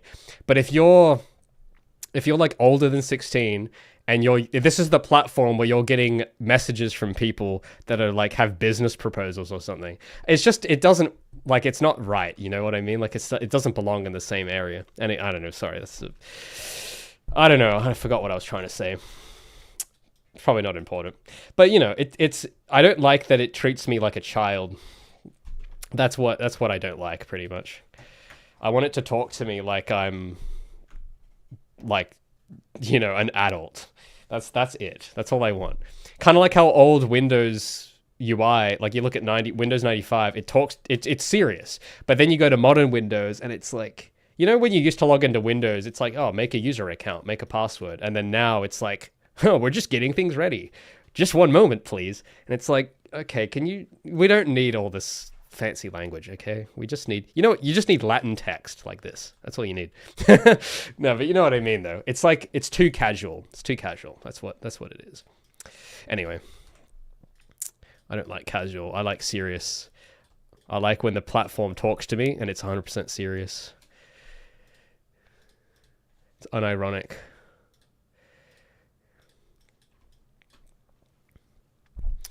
Dominic Cost says, isn't business what Slack is for? That's what I thought. But no, I've unironically gotten messages from publishers on Discord, and it's like, hey man, like, you want to like, and because the thing is as well that annoys me is that I think the platform does brainwash them into just talking less seriously, because like the messages I'll get, they will be worded like the Discord interface as well. Like the wording for the message is like, oh hey man, yeah, I saw your game on YouTube. I thought it was really cool. Like, have you thought about publish? But it's like it's too casual, and it's like, I don't know. I'm an email guy. I like email because on email you have to be articulate. You're usually not just writing one word like cold intros. You're usually writing a few paragraphs to be a bit more descriptive. But like, I don't know what it is, man, but like no one wants to use email anymore. Everyone wants to use Discord for this sort of, and I don't know. It feels like Discord is meant to be for friends, and Discord is meant to be like, you know, for gaming, not for like, hey man, do you want to enter into this like multi-$100,000 deal? Like, it just doesn't feel like the right place for it, you know? But people do it like that, and I don't get it. I don't understand it. Like Epic have their own Discord server for Mega Grant recipients. And I don't know, it just doesn't like, I'm not talking to you on Discord. Like, I don't know, man. I just don't get it. It's just strange. But I guess the thing that's weird about that Discord is that everyone there talks like LinkedIn, but it's on Discord. And that, I don't know, it just, I don't know. Like, it's just so weird. Like, where are the boundaries? What's the tone? What's the etiquette? Because it's too fluid, and I don't like it. The etiquette is too fluid. Anyway, so I've ranted too much about Discord. I don't know. A lot of people probably like it. That's fine. I'm not saying you're a bad person if you like it, but I don't know. I feel like I don't belong on Discord. You know what I mean? I feel like I don't fit in. I'm not meant to be there. Mad Goose says emails are for spam. Well, unfortunately, that's what they've become now, and I hate that as well. But Discord has I think it's a bigger spam problem, because I get spam like every week. I get more spam on Discord, and I think it's more pernicious because you have, oh man, this is getting into some serious stuff, but Discord is kind of a more effective spamming platform than email because you have wider access to more vulnerable people. Because I think this is, also why I don't like the tone, because it attracts so many children. And children are really easy to take advantage of, which I don't think is a surprise to anyone. So then this has happened on my server, and this probably happens everywhere, where it's like, oh, a server with a bunch of kids on it. I'll send them like a link to a under 18s dating server where it's actually predators and 30-year-olds. And that, like, I guarantee you happens all the time, everywhere, forever, which you can't really do on email, because when you have someone's email, you don't really know how old they are or anything. But if you have a server with a certain demographic for a certain game or something, a scammer that is like smart will know that's like, okay, this is like hunting grounds. And within this one server, I can get, just by one link, I can get access to 3,000 people or 10,000 people. And if just, 10% of them are 16 or whatever, or 14 or whatever I don't know what the minimum age for Discord is, but if just a certain percentage of them, that's like a huge net. That's like a huge net for not good things. And what do you do about that? I don't know.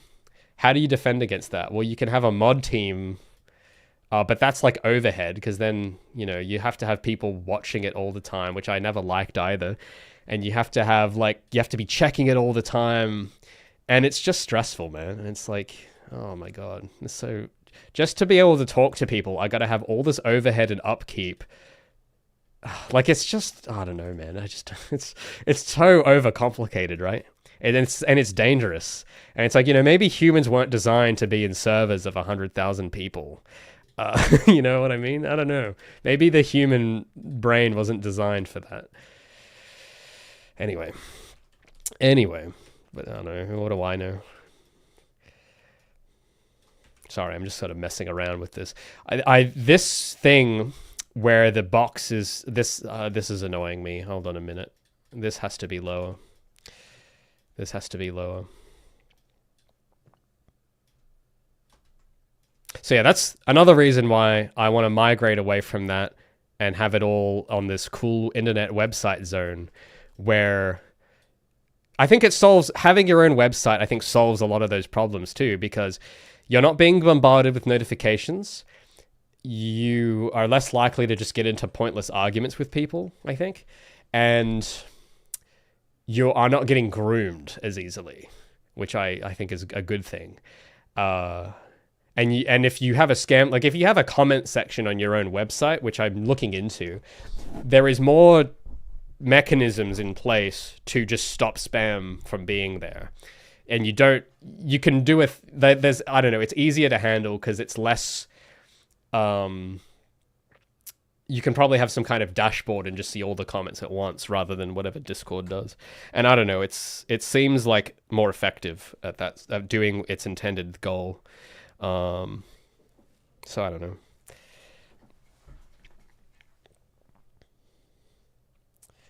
Kyo says the human brain wasn't designed for making video games either. Well, speak for yourself. Maybe your brain wasn't.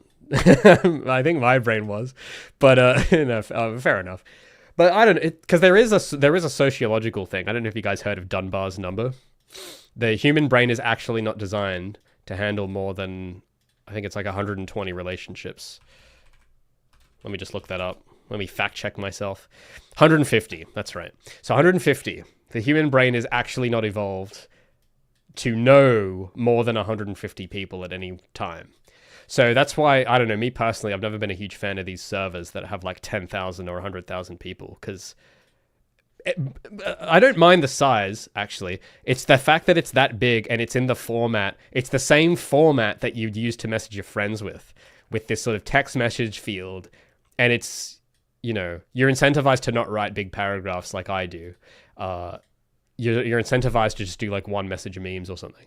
But that's how you talk to your friends, except you're doing it with more people than your brain is designed to meet in your lifetime. And I think there's consequences. I think there's something wrong. I think there's consequences to that, and something's wrong with it. I'll do the top bar now. I'm getting a bit stuck on this bottom bar. But I don't know. Has anyone else ever thought of that? Like, I'm just kind of thinking out loud here, but that's kind of always bothered me about the way this whole thing works.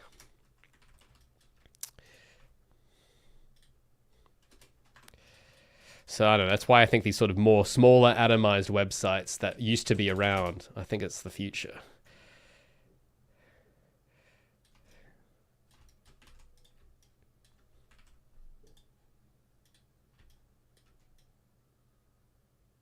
Shaq says, Roymond is back. That's right. Roymond is back. And he's never been faster. He's never complained more than ever before. This fall, Roymond, the PNG. Coming soon to Xbox 360. There's something else I got to figure out, because this text I've picked is wrong for... Yeah. So this menu text is wrong. It's got to be lower. I remember, yeah, I had a dream. This was in my dream. I had to bring this lower. Yeah, there we go. And then this has to be around it. Yeah, perfect. Almost perfect. Actually, how does that... Oh. Why is that not set? Why is that version centered and the other version not centered? Oh, wait a sec. Why did I pick that? Hold on, let me just... I can't see the grid line as easily. Oh no, I think that does align. Okay, wait. Does that... Okay, that doesn't line up, but that does line up. How did I just forgot how why did I choose to make it that thick? I can't remember now. Sorry, I've just been thinking too much about how much I hate Discord. Because this has to be a certain... Okay, we'll just do that for the moment.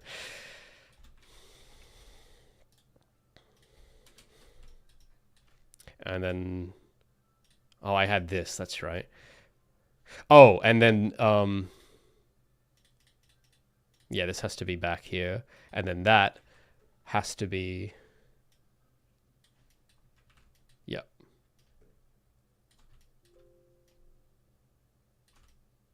sort of like that. This again, I'll have to like line it up a bit better, but roughly it's sort of what I'm after. Um, Let me just look at my sketchbook. I just gotta consult my reference. The color, I think there's something about the colors though. It's throwing my eye off a little bit. I just gotta think. The black is too much.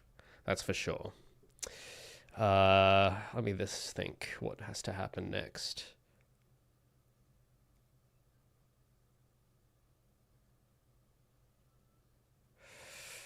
Oh.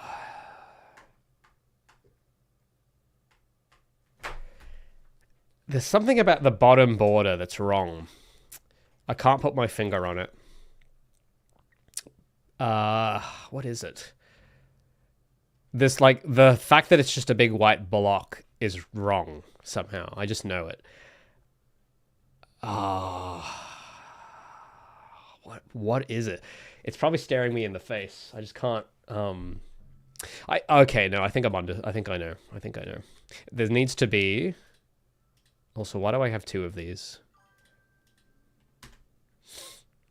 It has to be, okay, one sec. I'm gonna draw it again, but I'm gonna do it a bit different.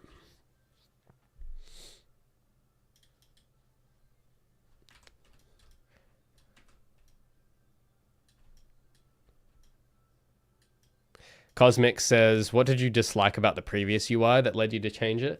When you mean previous, do you mean last week's version, or do you mean the version before that? Because I think the version before that had lots of problems, and it wasn't a design, really. As for last week's one, it felt cheap.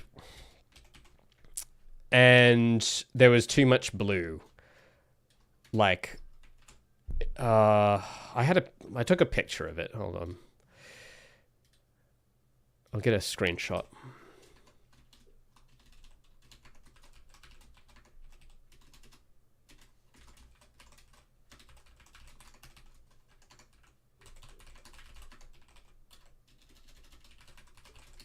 I think it was this. Yeah, so this is the blue is just so dominating, and there isn't a hierarchy of focus because all of the elements use the same padding, and there's just yeah, they're bigger or whatever, like the middle bit is bigger and the whatever, but that you need more than just the shape. Like the actual shape and color has to be in a hierarchy where you've got primary, secondary, tertiary, or something along those lines. And yeah, it is a bit hard on the eyes, isn't it? Like, I'm looking at it and, oh, the gradient's so cool. Like, yes, the gradient's cool, but when you blur your eyes and ignore the gradient, it's just kind of harsh. And I can't really read the other text as much, and the red and the blue is just too, it's off. Like, it's just off. Yeah, that's basically it. I can't really, I just know that it's not right. Somehow. I don't know how I know, but I just know. I didn't know it when I was making it, but that's kind of the whole thing where when you're learning, you just kind of have to fail it a few times and then you get the right one. You got to do the third version. That's what I always say. Third version is always the best version. Not the second version, not the first version, but you have to do the first two versions to do the third version. That's sort of... Same like with Gabby's model, same with the mechanics, same with the... Everything in the game has been redone like 3 times, and the third time is always the best one. And it's like, oh, cool. So I guess that's part of the rule as well. Even if I couldn't explain what was wrong, I just know from principle that it has to be done 3 times for it to be good. So, yeah. So this, I'm still got to think about the body, but I'm just thinking about the borders first and then the body. So I might, if I can find a way to turn all that off, actually, because it is a bit distracting.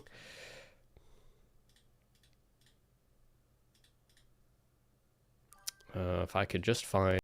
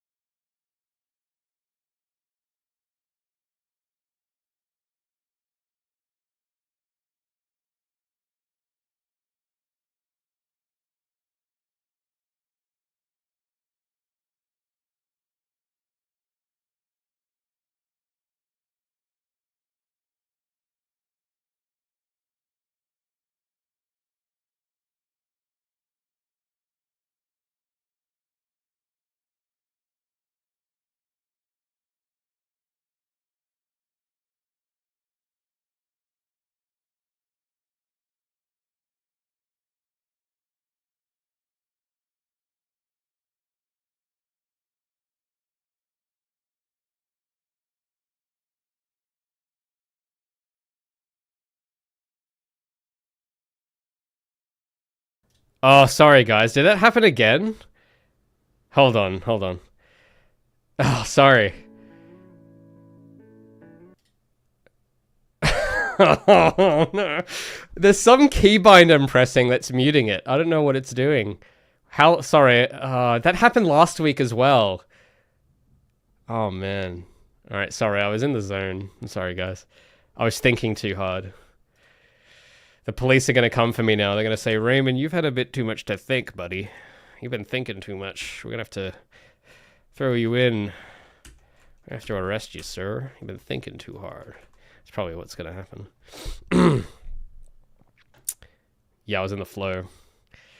I was for 5 minutes again? Okay, well, what I was talking about, so what I was saying, I don't know what keybind it was.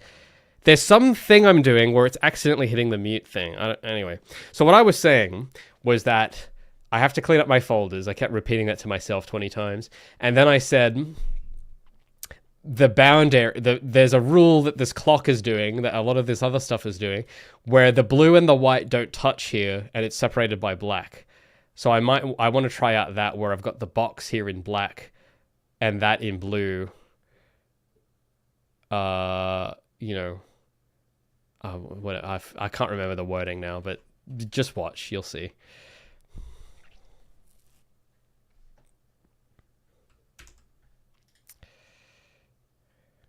All right, I just got to double check my audio now. It's making me paranoid. Why does it keep doing that? Oh, that's annoying. All right, I think it's working now. I just want to turn off. Hold on, I want to go to performance mode. There we go. Yep.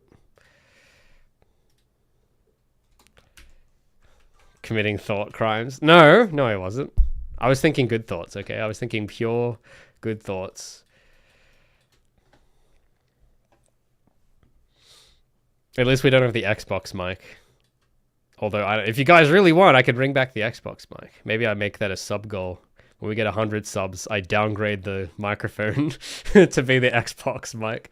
And then at 200 subs, I get I throw out my monitor and buy some old pre-owned like 4x3 Dell monitor, and we'll use that for the display. That'll be the stream roadmap. That'll be the ultimate sub goal, is to just downgrade all the equipment. All right, I just got to think carefully about my next steps here. Just as Walter would say, my best move would be to tread lightly. What does this have to be? This has to be what color? What does this have to be? It has to be, because I want the borders, I want them to be like, oh, what do I actually know? Hold on, let me think. I want the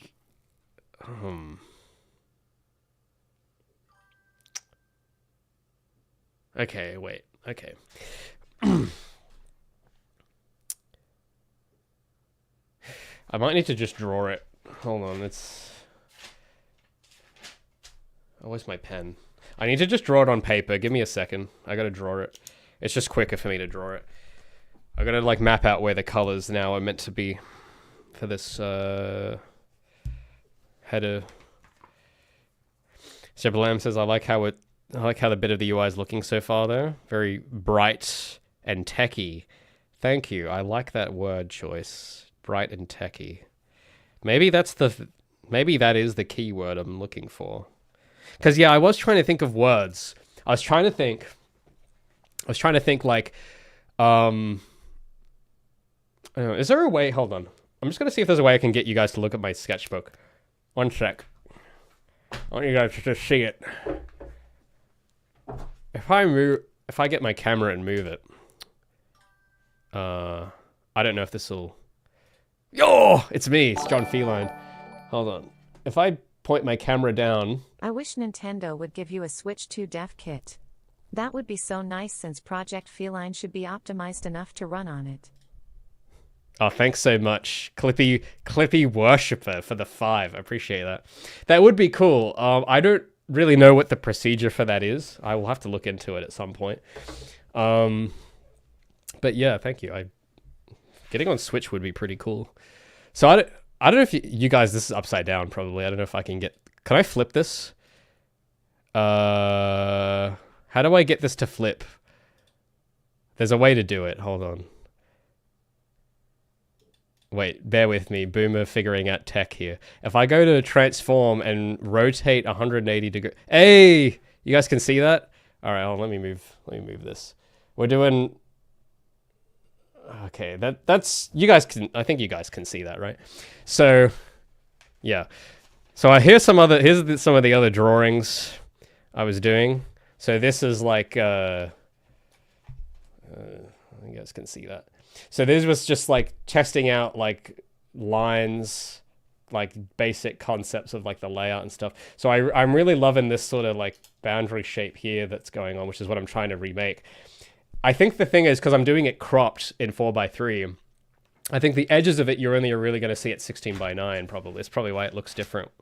But I was trying to do some things here where it's like, that's sort of the bottom where you've got the accept and cancel in this box, and then above it is like the text. That's sort of what I was thinking. But I need to draw this again and think about color.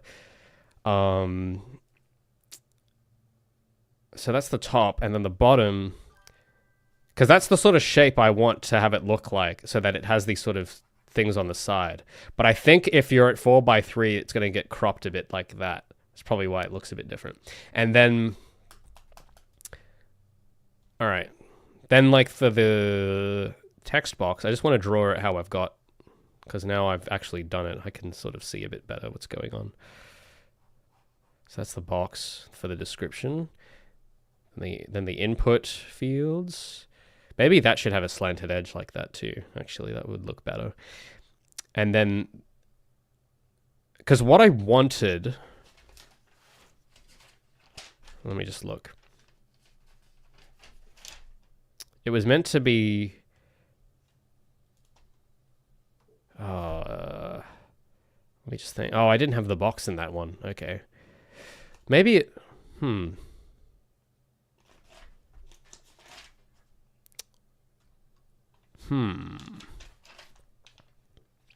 Because I want it to have this sort of thing where the tab goes up like that, so that it creates... but that does... It's a bit obstructive, actually. Because here's the... Okay. I'll get a clean page here, because what I'm thinking is this going to focus? Is the camera? Yes, thank you. So the idea is of this shape is that I want this sort of thing going on where it and doing it like this does something. I don't know if you guys can see, but what it does when you have this tab sticking up like that and that sticking up like that, it creates this sort of visual circle where the top border, which is going to be higher contrast, like it's going to be sort of white, it's going to like draw, it's like this tab kind of pushes your eye to look here, to look down. And if you have a list here with like items on it, you kind of look there, and then this border then catches it and sort of flings you back up here to then look at what's going to be over here. So I haven't done this part yet in the graphics in Photoshop, but the main window, and it is asymmetrical as well. Keep that in mind. So the idea is that this part is like 60% of the width, and then this is like 40%. So that this is sort of like, it has hierarchy. I keep using that word. What I mean by that is there's a priority of there's a bigger thing and there's littler things. And the biggest thing should be the contents of what's on the menu. The less slightly bigger thing should be the list, like some kind of tab or secondary list. Like if this was the main menu, you'd have like play, level select, settings, and then you might just have like a cool picture of Gabby in the main bar. Or if it's settings, you'd have video, audio, and then this would be the actual settings. And then for, I don't know, like, what I'm trying to think. Well, yeah, for like level select, you'd have maybe like all the levels here, and then you'd have like like the picture of the level maybe here, and then like the rank and the best time. Like you see, I like that, right? Because there's a reason where it's like, oh, there's a reason why this element needs to be 60% wide and why this has to be 40%. Like, it isn't just some random, oh, I think it'd be cool if I just made this bigger for no reason. It's like, no, there is a reason. But with these little tabs that I'm trying to, because this is the part I'm just trying to do first, is like the frame that it's all around. The frame is sort of there to reinforce that hierarchy, where it optically kind of pushes your eye down and up like this, where you look at all the lists and then you look back up. Because then at the bottom, you're going to have that sort of description box, right? And what I'm trying to, I guess the thing I'm struggling with is keeping for the bottom half that sort of upper lip, you could call it. And also, oh, wait a minute. I think I might have figured it out. Oh, hold on. So you see this bottom, you see this? Because there needs to be a part that goes up. But what I've tried to do is I've tried to put this dialog box on top, which has a flat top and ruins this. That's the error. That's what I just realized now. That's what I've gotten wrong. So I think what I need to do instead, because it's asymmetrical as well, which means that on the bottom half, that lip is bigger. So maybe inside here, this is where maybe this should be a larger lip. And inside it should be the text box, which is kind of what I've tried doing already, but I've laid it out not right. So you have it like this. And then like underneath it, somehow you fit in the input for back options or whatever. Let me try and draw it again. I've done a terrible job drawing that. But it's like because that's the thing I'm trying to think about. I'm not just trying to, shapes. I love vectors. Oh my god. No, I'm trying to think, why this? Why this? Why this? Why this? There has to be a reason. It can't just be random. That's what all the great designers have in common. They all have different aesthetics, but they all have the same reasons. I keep drawing it too short. I got to imagine, maybe this will work. Actually, maybe I do it like this, where the input is in here and then the box is like next to each. Oh yeah, hold on. Okay, let me try again. I'll use this empty space here. So just sketching this out. The way it works is, so you got the smaller part, and then this has the little input field in it for back, accept, and then it goes up. And then in here, we do the box for, and I'll give it that kind of angular, or maybe I have that edge like that, and then I put we'll put like 2 lines of text in there or something. Because that way, this, you can have, instead of having the text and the, I don't know if you guys can see that. Instead of having the text and the thing on top of each other in a stack, you have them next to each other, so it creates more room for the main content. Maybe that would work. And then it also, by this being bigger, it pushes your eye to look up, because your eye will fall down here from the list that's going to be here to that, and then to here, and then to here. And then also, actually, this solves a lot of problems, I just realized, having it this way.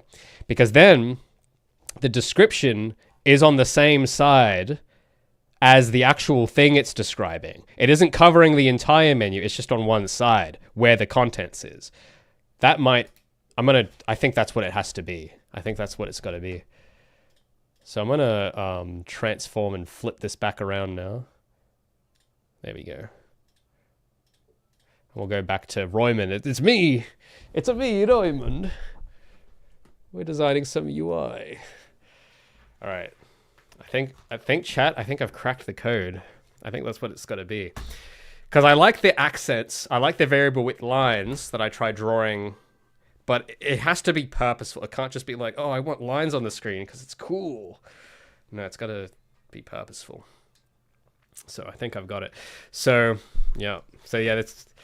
I've been using this notepad more. I've had this for years, but I've been using it more lately because this is going to sound so silly, but I was rewatching an episode of Blue's Clues.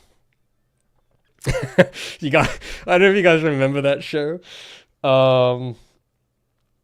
But Blue's Clues, right? Do you guys remember the notebook, the handy dandy notebook? I'm finding more and more lately that Steve and his notebook was peak. Was like actually a great idea. So this is what I'm kind of thinking of my notebook as my handy dandy notebook now. Because I've noticed that the habit that Steve taught me as a kid, okay, I don't know if you guys remember Steve, but this dude in his notebook, this is like how we should be solving every problem. I love the message of this show. I think people don't really appreciate it. I know this sounds crazy, but I think it's really a genius idea to base a kids show around, like, how are we going to solve problems? Oh, we'll notice patterns in the environment, sit down and think. Isn't that, I don't know, man, that's so brilliant. I love that idea. People kind of, oh, it's just a silly kids show, but no, man, this is the kind of habit building that builds civilizations, this stuff, where it's like, oh, how am I going to solve my problem? Well, I don't sit and cry. No, you got to get your handy dandy notebook out. You got to look for paw prints in the environment, and you got to think about it. Oh man, it's so good. It's genius. It's actually divine. Okay. So that's when I think about me drawing in my notebook, I'm thinking of Steve. I'm like, man, if I'm gonna solve my UI problems, I gotta be like Steve. I gotta look for paw prints in my references. I gotta sit with my handy dandy notebook and connect the dots and find the blues clues. That's the point. All right, so we'll give this another third time's a charm. We'll give this another go because now I know how it should. I think I know how it should be shaped now. So, because yeah, you see how this is just flat? That's wrong. It can't be flat. It's wrong. It has to not be flat. It's got to be better than that. So I'll get this back because I'm like, oh, this, because I didn't consider how the text box would have looked on top. I didn't realize it flattened it out that much. Now it's asymmetrical, like I said. So the thing is, I just got to find out. Okay, so this has to be here. It's asymmetrical.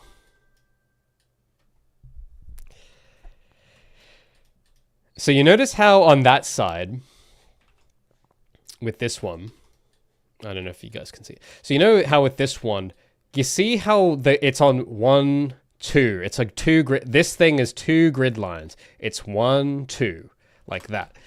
It's not in the middle. It's not. This is in the middle. The middle would be over there, like this. That's the middle, but it's over here, off to one side. So. Oh, is it gonna let me undo this? Oh my god! Come on, Photoshop. It's got to be asymmetrical. But the question is how far over, and I don't know. I think. Oh my god! Control Z is just not doing anything anymore. What's going on?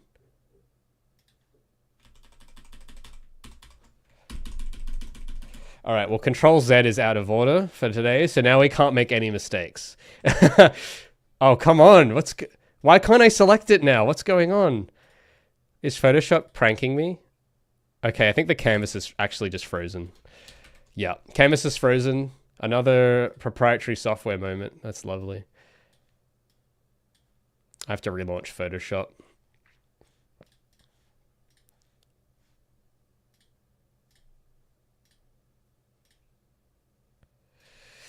Ah, I love Adobe. Hold on. We're gonna crash! And it did. I also hate this freaking flamingo artwork. Did you guys remember before they used to put this silly artwork on the things? It just used to say Photoshop. I miss those days, man. I know this silly Billy artwork on my home screen. Okay.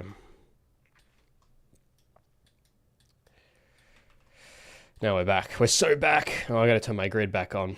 The settings always reset for some reason when I close it.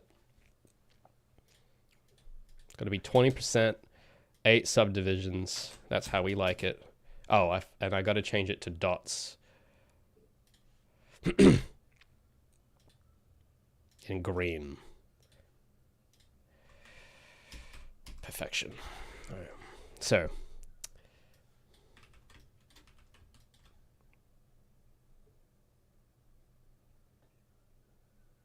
Another casualty lost to minimalism. Rip that flamingo.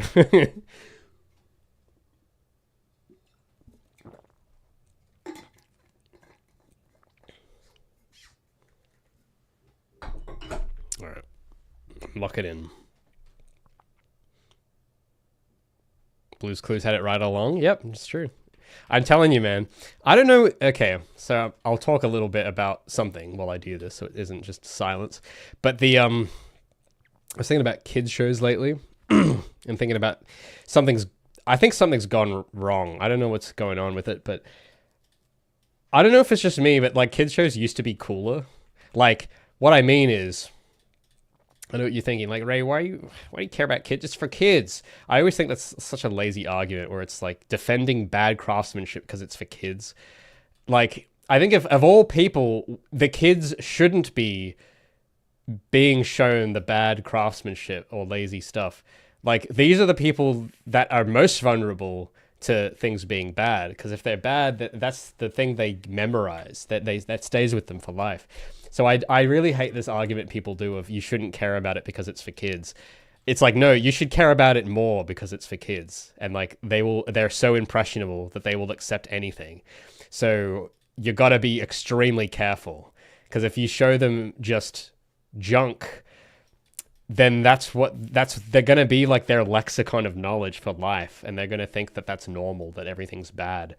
And I don't know. Anyway, so I was thinking about that with kids shows. And I was thinking, what's going on? Like, we used to have like the types of characters people used to write, I think, are very different. I don't know what sort of shows are in other countries, but I remember growing up, I was thinking about shows like, like Thunderbirds, which we were looking at earlier, or like Rescue Heroes, or Postman Pat, or, these sorts of shows. And what's interesting about them is that the main characters are all adults, and they're aspirational. Like they all do like some kind of civic job, and that's like their thing. So you got like Postman Pat, he's like the best postman, or the rescue heroes who are like they got Billy Blazers, who's like he's like the coolest, most aesthetic firefighter.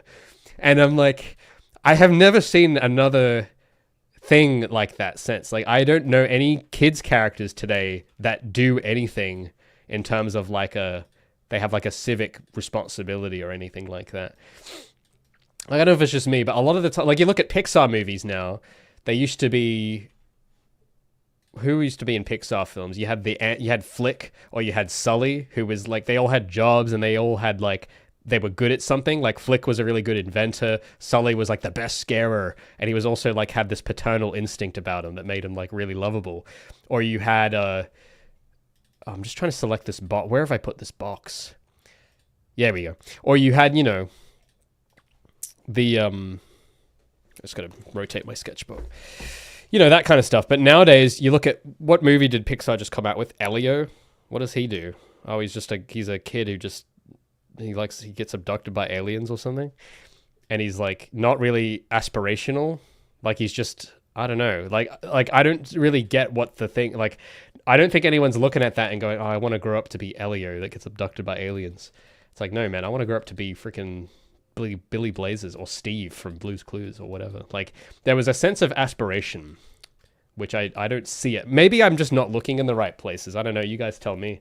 I don't know if it's just me that's noticed it though, but I'm noticing like it's not as common. It's common anymore.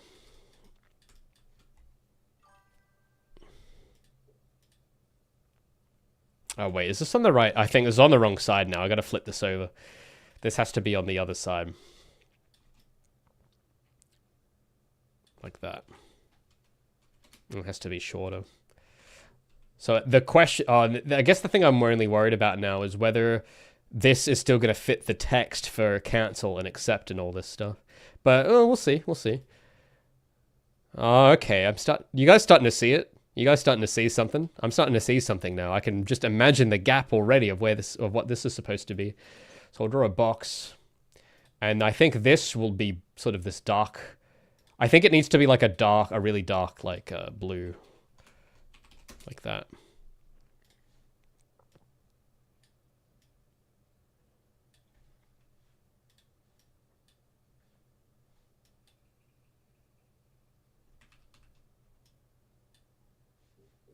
Hold on. I need to get the pen tool.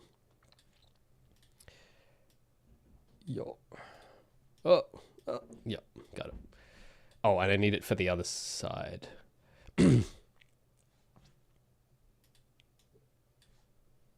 Yo.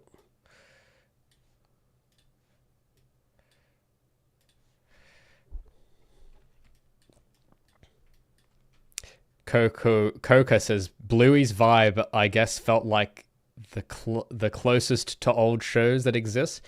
I've heard of Bluey. I'm like kind of skeptical yet curious about Bluey because he's everywhere, at least in my country. Like I go to a bookstore or a game store and there's the Bluey game, there's the Bluey coloring books, and it's everywhere. And I've heard that it has like, oh, the main character's like a policeman or something. And that's cool, but I don't know what it is, but there's something about it I don't like. And I can't put my finger on it. And I don't think just being a grown-up is an excuse. Like, I don't think that's like I think really good children's characters are also liked by adults because they're designed by adults most of the time. And it's like, I think a great one should be appealing to adults and children because ultimately, which person is the one responsible for like deciding what their children watch? It's the adult.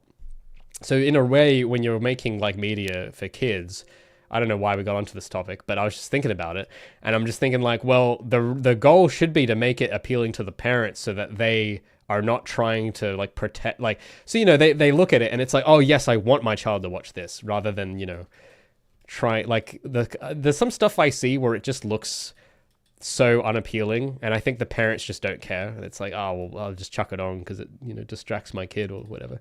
But it's like I feel like old media wasn't made like that. It was made to make the parents like in on it as well, where like they sell the parents on it too, where it's like, oh yes, I will choose this for my child because I also think it's good and it passes my adult skepticism.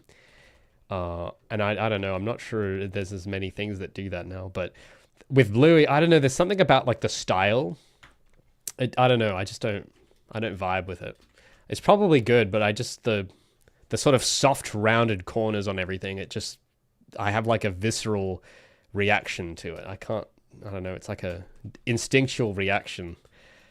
Can't quite put my finger on what it is, but oh, you know what I just realized? Hold on a minute. This can all be one piece. Why am I doing this in two pieces? This could all just be one thing. Yeah, hold on a minute. I just had a idea. Because like Steve in Blue's Clues, right? Steve looks like a cool guy. Like he's a smart guy. He looks like a well-meaning guy. He's like dressed properly. He's got like nice colors. He's got the stripes and he's got his notebook and he just looks like a nice guy. And then the appeal for the kids is all the hand-drawn characters that they composite on top of him. That's sort of like the appeal for the kids, but I think the appeal for the parents is Steve, who's like the nice guy that's going to teach your kids how to play music and how to think on it, you know, and how to spot clues and stuff. Like that's the kind of guy I'd want to do that. But I don't know. Maybe it's because it's a real person. Maybe that helps because it's like it isn't some overly designed guy. It's just like a normal looking dude.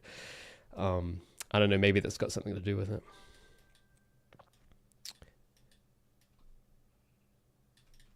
And then yeah, with the fictional characters that are like hand drawn, by comparison, because it probably doesn't make sense when I just say it, but when you look at it, because I'll show you the characters I grew up with versus the ones I haven't.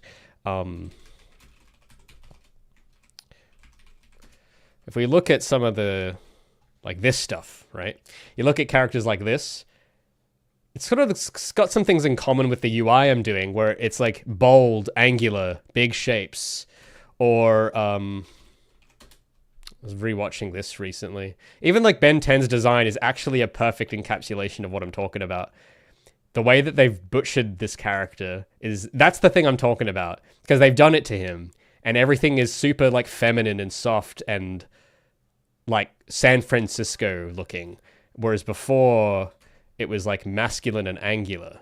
I don't know if it's just me, but I feel like something's going on. Especially the second series they did. But it used to look so much edgier and cooler.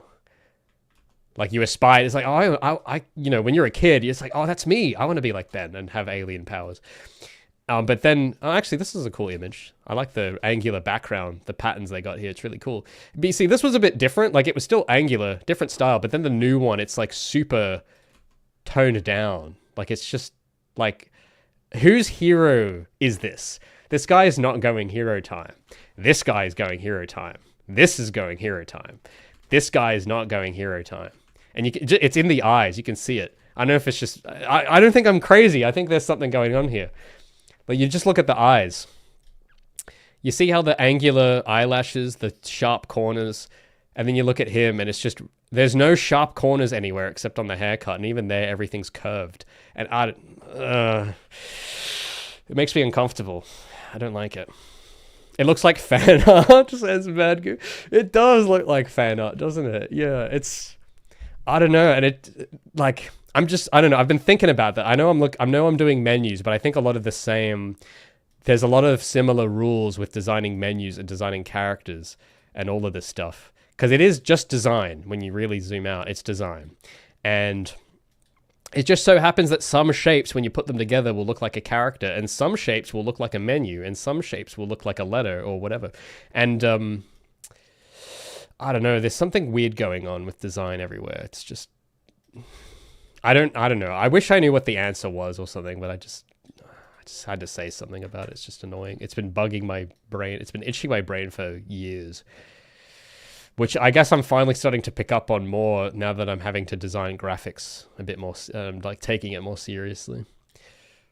Because in a way, characters are graphics. They're graphic design. Like this straight up just looks like PowerPoint freeform tool graphic design, pretty much. It's just shapes arranged to look like a face. But the way they did it back then, man, it just hit different. You had more variable line width, sharper corners, more sort of lanky proportions, more angular eyebrows, whereas this is like the eyebrows are so thin. I just can't like this guy. I can't imagine this guy growing up and becoming a man. Like, you know, like he's gonna be a kid forever. It's Peter Pan syndrome over here. But you look at this, like, because the real Ben grew up and he got like his design got cooler like this, and he still has those same features. But this kid here, I can't imagine him growing up into this. I just can't do it. Can't imagine it. Anyway, then there's Bluey, right? And like it's got that. It looks like it's done by the same studio, you know, where it's like super. Oh, I had too many tabs. You see how he kind of just looks. There's no there's no aggression. There's no edge. It's all just kind of soft colors, soft lines, soft corners. I don't know. Maybe it's a personal taste thing, but I just have this it feels like my brain has like a antibody reaction to it somehow. Like if that thing was in my brain, my immune system would activate and kill it. Like, I don't know. I just don't like it for some reason.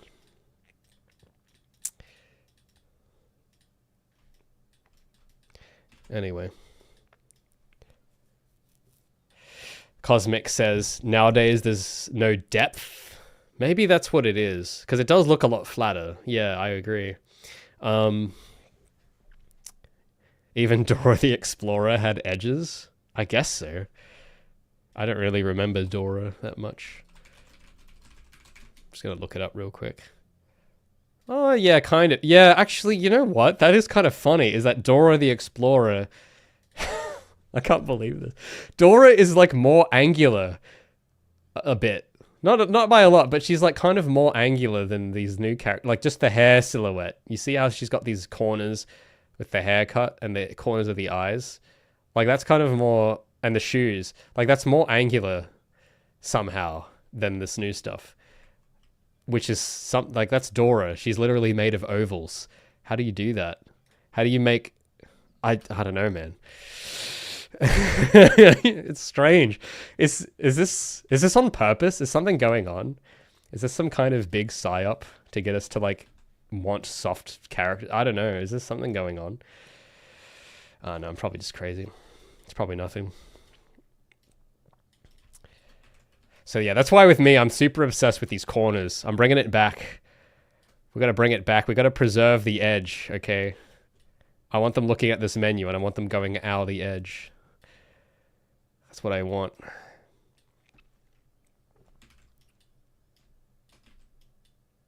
So let me just think for a minute.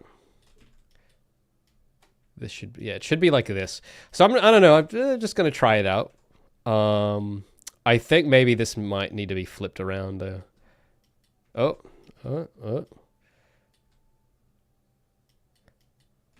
Like maybe if I just lose this corner. No, I think this should be straight.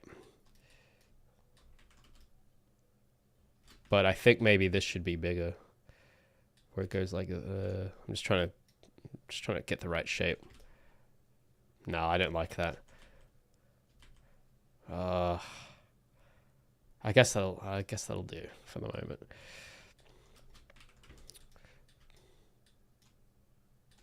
Just want to bring this closer.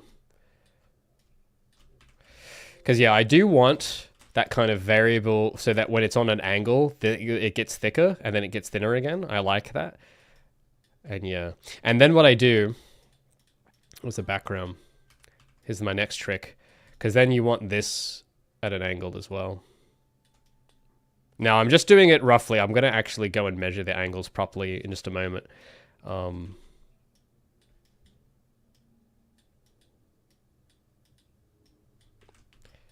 So it's like that. But yeah, it's a bit off though. It's a bit off. So maybe this does need to come out to here. I get rid of this. Oh, there's a right button I'm supposed to use. Oh, like that. Cosmic says, the advent of the digital age in the early 2000s brought with it the vector toolset, which optimized animation production, but studio executives, seeing an opportunity to save money than ever, told artists to design characters that are deliberately simpler than previous. I think there's more to it though than that, because these characters grew up with were simpler, but now there is, because here's the thing, is that you can still be angular and simple. Like this is simple, and so is this. Like if you look at the actual complexity of the shading, this is actually a bit more complicated, because the old one is flat shaded, but this, you can see around his, maybe this is what pisses me off about it, is that his cheeks have got this red glow, like a feminine red blush on his cheeks. I don't know if you guys can make that out, but that's not a solid color. That's great. It's using a soft gradient on his eyes. Whereas the original is simpler because it's all one color for each shaded area. Where this gradient, like the eyes have it too. You can see it. His eyes, I'm going to look, this is making me a bit uncomfortable here, but we're going to look real close. They got the PowerPoint gradient going on and the PowerPoint outline. Like this shape looks like a PowerPoint shape, and it is more complicated than the original one. So I don't know if I totally buy it. I think there's a part of that that's true, but I think it is simpler to just draw it and to not put these PowerPoint gradients and outlines on things. Like the eye highlight doesn't have an outline on it, and this one does. So it's less simple, but I don't know, man. It's less simple and it's worse at the same time, and it's rounded. I think the vector stuff, because it takes more effort to do these vector perfect lines, maybe that's part of it. But I don't know, there's something else, man. I think there's something else. Because, yeah, like, I don't know. I feel like just doing it by hand like these guys would have been simpler. Like, I don't know if it's just me, but I don't know.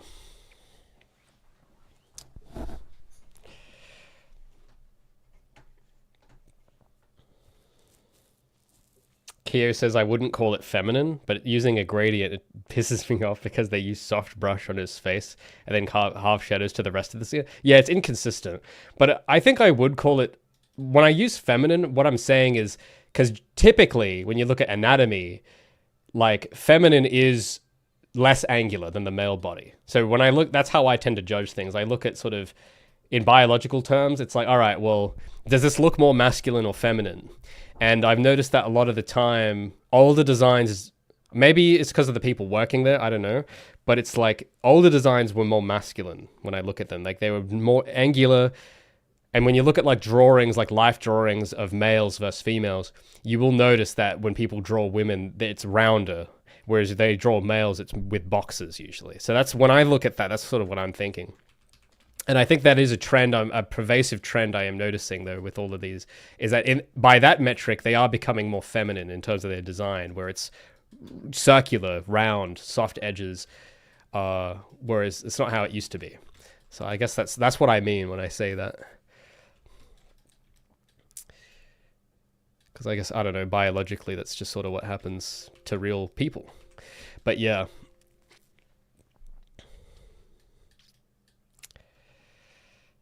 Cyberself says the eyelids are too far from the pupil. Oh, that's true as well. Yeah, that does bother me. All right. I'm just looking at the proportions. I think I need to try and actually make these angles actually the right angle now, because these are... I think I'm not going to be able to know fully what the weight... Because the weighting is off about all of this, and it's throwing me off. So I need to actually verify... I'm just going to get a box to help me measure the angles a bit.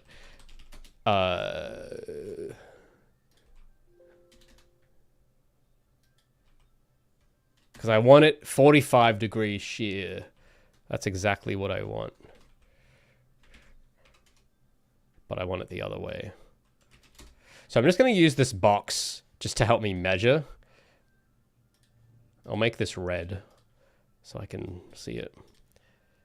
And we'll put this behind everything.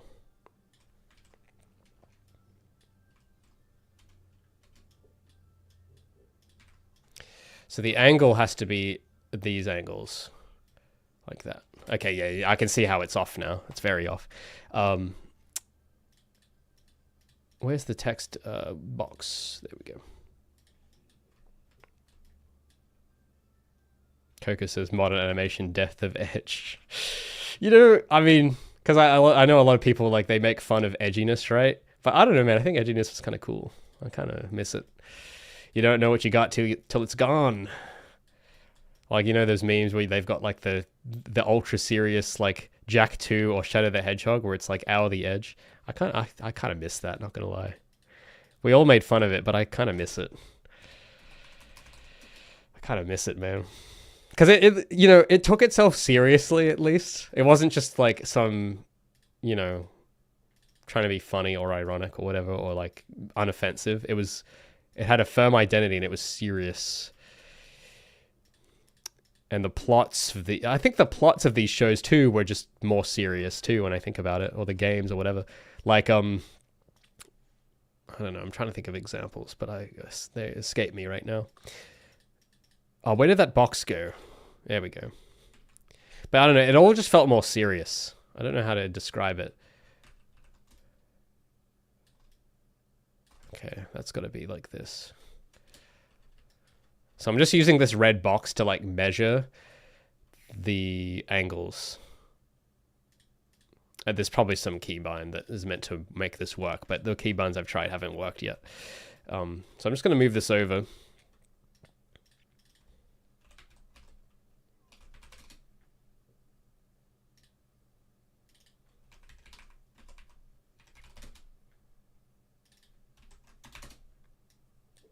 There we go. Maybe they attempted to Disneyfy Ben 10. I mean, because yeah, Disney is doing this a lot in their 3D animation with like that movie I talked about, Elio. They look like they've done that, and like movies like, what was the other one? The one with the sea people. I forgot the name. The one with the fish guys in Italy. I don't remember the name of the movie. And Turning Red, they all have that kind of California, San Francisco art style where the mouths, it's like the soy mouth where it's like rounded corner. There's like no angles in the entire design. And I don't know, I like my limbic lizard brain, it just has this reaction to it that tells me that it's not right. And I don't know how to it's instinct. So, but it doesn't mean it's wrong because instincts usually exist for a reason. So it's like that's the frustrating thing because I know I don't like it, but I don't understand why yet. I just know somehow. It's like there's something about this that's just wrong somehow. If you don't know what I mean, I think there is a name. There is a name for it. I think it's called like the Cal Arts style. That everything is now becoming. I think like Gravity Time or whatever it's called. Gravity Falls. Yeah, this style. There's no edge. Everything is like a vector curve. And I mean, look, that's kind of impressive. You know, making a whole character out of curves is impressive. But I just aesthetically, I don't like it. Like, yeah, look at this. Look at the changes. It's all kind of goofy and round and fat. You notice that as well. Where you look at sort of the older stuff, it's like, I don't know. It's more sophisticated and angular. But yeah, it's just because it's all the same. That's another thing as well that kind of bugs me is that it's like using the exact same formula. Yeah, you know, yeah. Like this. So yeah, I know it's character design, but that's part of my motivation with my UI where I can't have curves. I have to do it all angles because, I don't know, I just have to. I got to protect the culture of the angle, the edge. I got to protect the edge. That's my mandate. Oh, I was editing the wrong layer. Oh, silly. I was editing the wrong layer this whole time. Lovely. It's meant to be this one. Okay, well, I got to delete that one. Oh, no. Yes.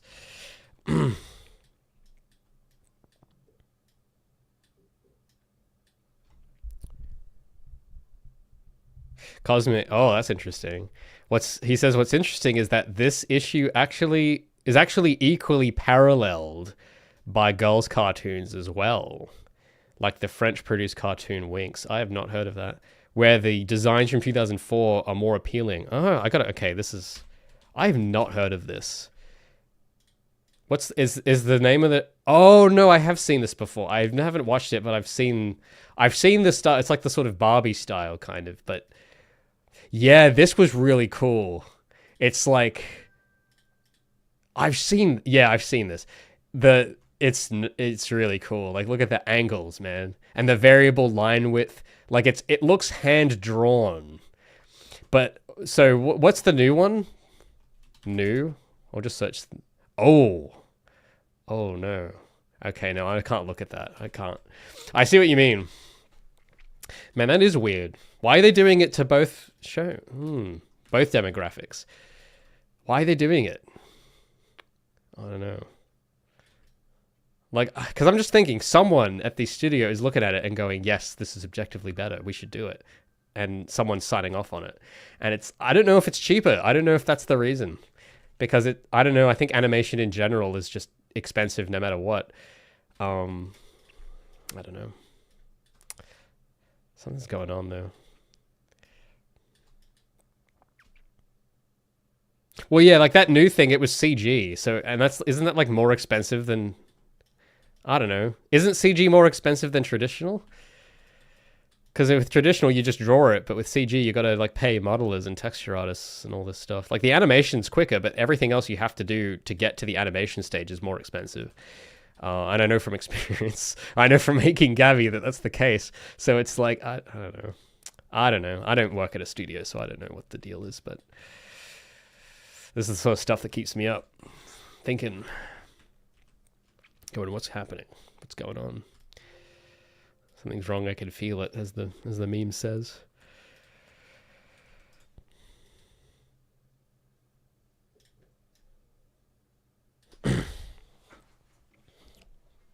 They did the same to MIP. Hold on. Oh, MLP. What's that? MLP. Oh, it's the pony stuff. Yeah. Alright, I'm not going to look at ponies. Alright. But yeah, it's I don't know. It's just been bothering me for a while. I don't know. I thought I'd talk about it while I'm doing my graphics here because menus. I know this sounds like character design and it's unrelated, but it's kind of similar to graphics in general when you think about it, because menus are doing this. You look at Windows 11. Oh my god, I can't believe I'm going to make this comparison. But the Windows, it's happening to Windows too. You look at Windows 10 and Windows 7, and they've got these nice angular. They got the angular, clean glass lines everywhere. They've got like the shiny buttons, the solid borders. And Windows 11's all soft. And it's like, why is everything becoming soft? I don't get it. Because it's everything. I wouldn't care if it was just kid shows, but it's literally everything that's becoming like this. You look at iOS, everything's all rounded. You look at, like, it's all becoming, the edge is all gone. And I don't know, it's just, I just think it's weird that it's happening everywhere all at once, all the time. Like now, specifically, in this time period, in this decade. I don't know, it's just weird. It feels like it's coordinated, but like, how do you prove that? I can't prove that, but I don't know. It just feels like I feel like Chuck McGill right now. He orchestrated it, Jimmy. That's how it feels looking at all this happening. You think all the studios just happened to pick curvy designs like that? No, he orchestrated it. Time Warner. I know it was him. I just couldn't prove it. That's how it feels watching this happen. He covered his tracks. He got the executive at the studio to lie for him. You think this is bad? He's done worse. I don't know. That's just how it feels. I'm not going to recite the whole chicanery monologue right now. I'm just looking at the way this corner looks, and it looks kind of nice, but I don't know. I'm just messing around. All right. So I got to then get the other thing. I had a box for this somewhere. Here we go. This then has to, now that I'm looking at it, I'm not sure if I like that it's one shape after all. I'm not sure. But we'll work with it. And I think this needs to be thicker. And then this, the weight's all wrong. I think I don't have the weight right, but I'll figure it out.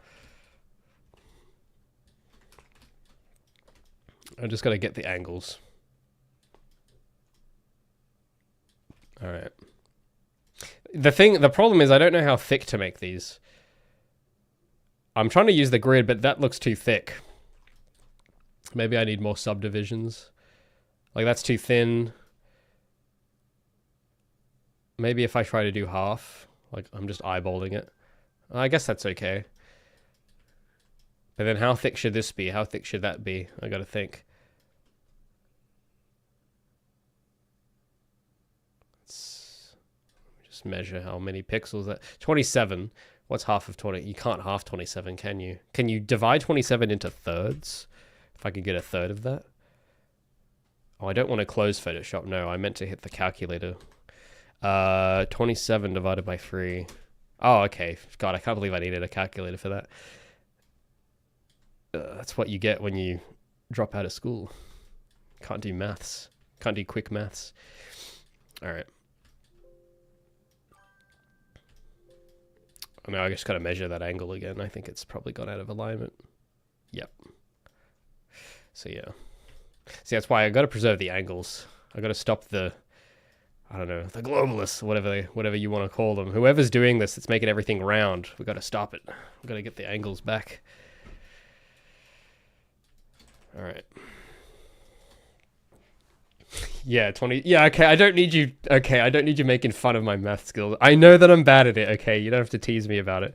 You have to rub it in. All right. Not all of us did the HSC or whatever you guys in America, the SATs or whatever you guys have. Not all of us did that. Okay. But our teachers were wrong. They all said, oh, you guys think you're just going to go around like you've got a calculator in your pocket all the time. And it's like, well, actually, yes. That's how I solve it. But yeah, no, it is kind of cope. I will admit. I should be able to just do that in my head. But, I'm not that good. All right. I don't know. This shape looked cooler in my head. I don't know if I like it. This shape looked way cooler in my imagination for this border. When are we getting Project K9? Thanks, Crafty, for the 2. after I'm done with this. I don't know. I don't know. Project K9. I do. Oh, I don't want to spoil too much, okay? But I do have some concepts that have like a dog civilization in there somewhere, but that's not going to be for this game. But no, maybe if this does well, if I do a great menu and I do a great game and it sells great, and I get to do another project something, I don't know. Maybe I'll think about it. K9 comes in Y2K9. That's actually a sick name. Y2K9. Sick.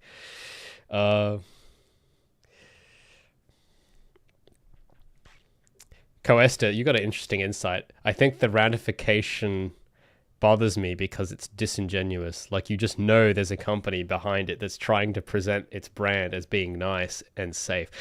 Yeah, man, that's exactly it.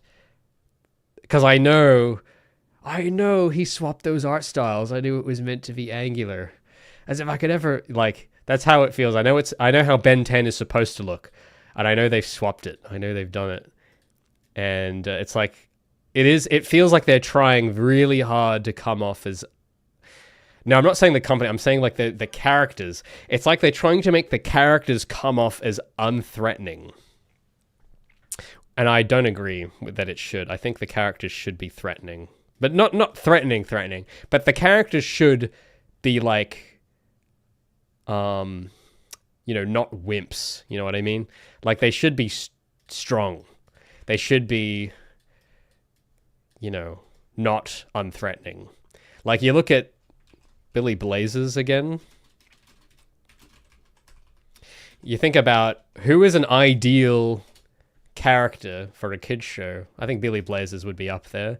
Or, I'm trying to think of other, like Postman Pat. I guess kind of, maybe not. But Billy Blazers, right? You don't want this guy. You don't want this guy looking unthreatening, okay? You want this guy looking... He needs to be built solid, okay? He's got to be built like a tank. He's got to be the guy you look at and go, this guy's going to protect me from the fire. He's gonna save me from the natural disaster, okay? You don't want this soft, round-looking blob person. You don't want that for a hero, like a idyllic, archetypal hero that is meant to protect you from the world. Like, I just doesn't work. Because the toys had this as well. The toys were more they had these huge, exaggerated, angular proportions, and it was really cool. It was like sick. And like Bakugan is a bit like this as well. That's part of the reason I love it. Is that it was circles, everything's a circle, but look at the edges, man. Look at the like all this decoration they've got around it, where they've got like these angular shapes. Like, it's on a hexagon. You look at the package design, it's all hexagons. You look at the logo, it's a hexagon. Like, you look at the character design, everything about it, and this cool little portal pattern they use on the cards. It's all angular and strong. And it's like, oh man, yeah, I want to be a part of that. And it's, it looks like it's meant to like this shape they've got in the middle. I don't even know what this thing is. I'm seeing this for the first time, but just this blue card holder thing that they've got. Look at that, man. That's beautiful. And it's, oh, I gotta save this picture. This is awesome. But even like the package design where they've got the bit that hangs on the hook for the shelf is made of angles too, man. Like, it's so cool. Like, these guys took it. So, and like the little cutout for the, man, I need to look more at package design. Look at this. This is like what I'm trying to do, except isn't that brilliant that the same principles of a menu also apply to a physical package? Isn't that cool? I just think that's really cool. Like the way that this border is at an angle and then I just think it's awesome. But it feels like, because the whole thing with Bakugan was that there was an alternate dimension and they were going to take over Earth. And the stakes were serious, okay? This wasn't some, like, kids playing around with Bakugan cards. Like, it was serious. Like, there was serious stakes. Like, I don't know if you guys know that Bakugan commercials. Got a massive side tangent here, but I'm providing my entertainment, all right? If we go back, Bakugan commercials. You guys remember these? I don't know if any of you guys grew up with this, but I remember the commercials. They had like this underground cage fight setting, and it was sick. I don't know if they still do this. Okay, no, this is the new. Okay, this is the new one. They don't do it in the new one. It's outside. Everything is saturated and bright. They've still got the angular shapes, which is cool. They've kept that in, which is nice. But you notice how it's like, this is a bit more similar to the old ones. I didn't know Bakugan was still going. We'll go 2006. But yeah, these newer ones, it's like outdoors. These are the ones they had. But the old ones, yes, I remember this. I remember the exact pose and the voiceover. And you know, you look around and it's like a dojo. I don't know if you guys can see the background. But you see in the background, they've got these Japanese dojo windows, kind of like in the Matrix fight scene from the first Matrix movie. And it's like sort of in this secret underground club. And there's ones I remember where they had like, you can see a cage in the background on some of them. I don't remember which one, but it's like they make it so serious and I love it. I love how serious this is. But it's, what's this? Whoa, look at that. And like the logo, it's literally exploding. And look, this metal grill texture they use. They used to see this all the time. It makes it look like it's like this underground gang doing Bakugan battles. And it made it feel serious. And, I don't know. I forgot what my point was with this. But it's like the stakes of it. The way it views itself and how seriously it takes itself. And it's all, I think visually, you see it visually. You don't have to hear because it's got the deep Hollywood voiceover as well. And even without that, you don't even need to hear it, but just the background and the textures of everything, you can tell that it's like serious. And it's the package design is the same as well. They kind of kept that for the packages, which is good. But if you replaced all of this, if you replace this with round corners, it wouldn't work. Like it just would fall apart if you made this. If you did this with round corners, you get the Sonic Generations UI like this. This is the sort of vibe you get when you do round. Now this has some angles and stuff. It's got stars and whatever. But if you ignore that for a minute and just look at the text and the bars, it's softer and it's like less serious, like this menu or something. You sort of look at this. If you just ignore the triangles and the stars and you just look at the font choice and the rounded text box and the rounded things, like if you imagine this and the corners are all round, it just undermines it, right? So I don't know. And if you do that to a character, I mean, you look at Ben 10 and what they did to him, and that's sort of the same idea. I know these all sound unrelated, but I think it's design principles, I think, applied to them all the same. And it says something. It communicates something. That's what I think. Anyway.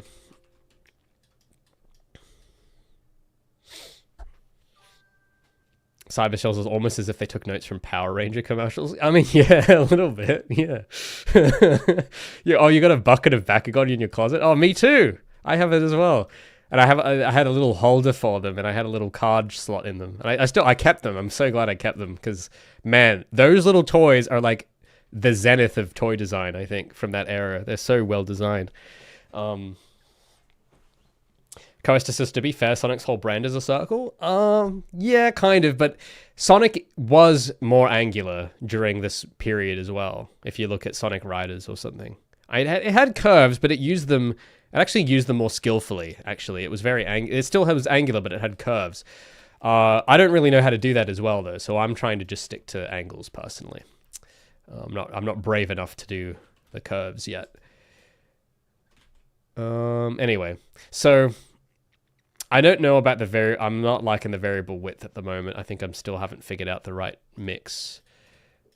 But if we bring the text back, oh wait, no. So yeah, so this, I got to think. Okay, I just realized something. I got to make this bigger.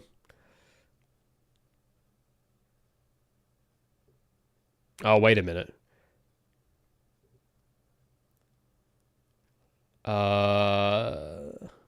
Okay. I'm just thinking about where this... Okay, wait a minute. I'm just thinking. This shape has to come down lower. So we'll get back to the designing. We'll stop criticizing design for a minute. Yeah, this has to be lower, but I can't... I gotta not brick the angles somehow. But I don't want it going like that. That's too much. So I think what I need to do here is when it reaches that line, it has to go down. So I don't know. I'll probably have to refine this a bit more later, but I'm just trying to get the... I want to get something that's at least not terrible by the end of the stream.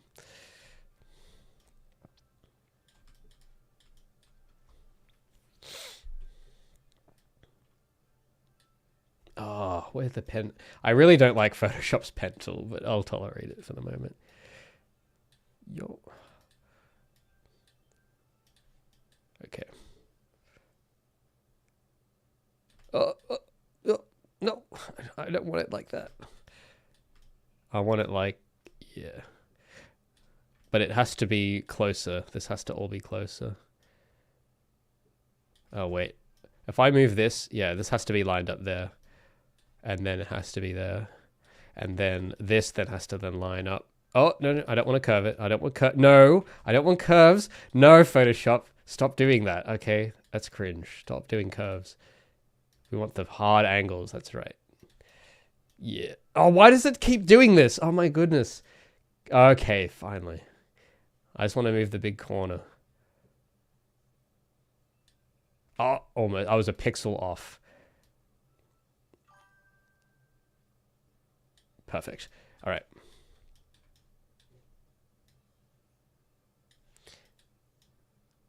Okay, that's better. But I need to take this text. I gotta move this over here. Or no, that's too big. It's gotta be like that. Oh, no. Ugh. These keybinds, man. I can never get used to them. I've been using Photoshop for 10 years and I still don't know all the keybinds. Maybe, no, now I'm looking at it. Maybe there's something is off about this still. I can't put my finger on what it is. But I think that has to be up here. And then the text that I had, I don't know. I'm not sure if I like this actually. It's okay. It's okay, but no.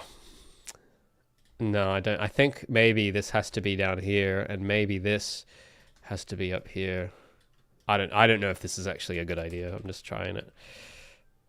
I don't know. No, that's not right. This has to be below. It has to be below it. But this, oh man, this didn't look as good as when I drew it, it looked cooler. But now it doesn't look good. I hate that. It's okay, but it's not. I don't know. I just know it's not right. I can't explain how I know. I can't explain what it because I'm looking at it at the paper and it's like, oh, this looked really cool when I drew it with my pen, but it's not quite as cool. Oh, I think. Well, let me think. I think it's because I need my handy dandy notebook and my thinking chair now. I gotta solve this problem the way Steve would solve it. It's because the text has to be it has to be 3 lines. Fragile, that's a good word, Gus. It is exactly what I'm thinking. It does look fragile, and I don't like fragile. It's got to be strong.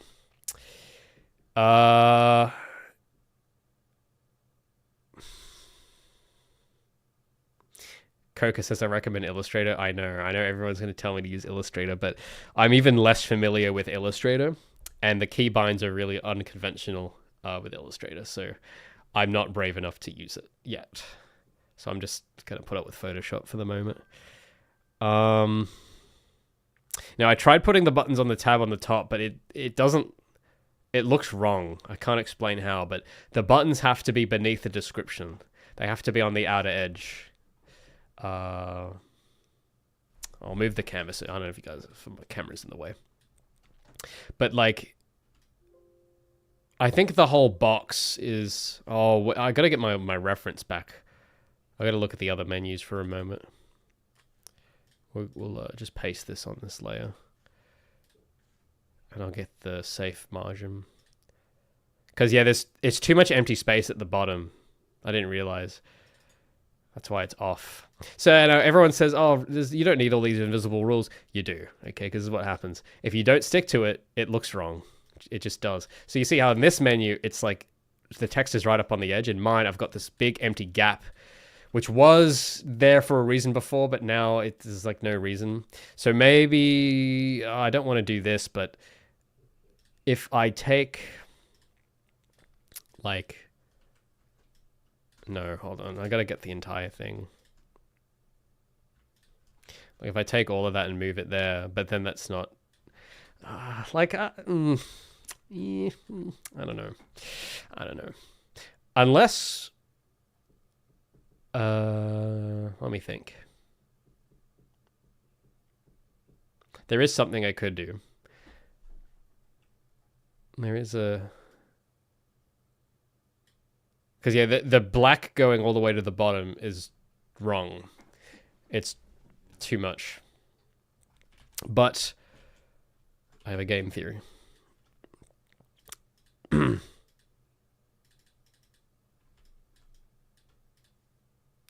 What if... I'm just going to get rid of this. What if I like moved this on its own thing? Oh, is that... I don't know if that'll... It kind of overlaps. Maybe that doesn't work. But if I just roughly... if I just flip it around... I don't... don't know.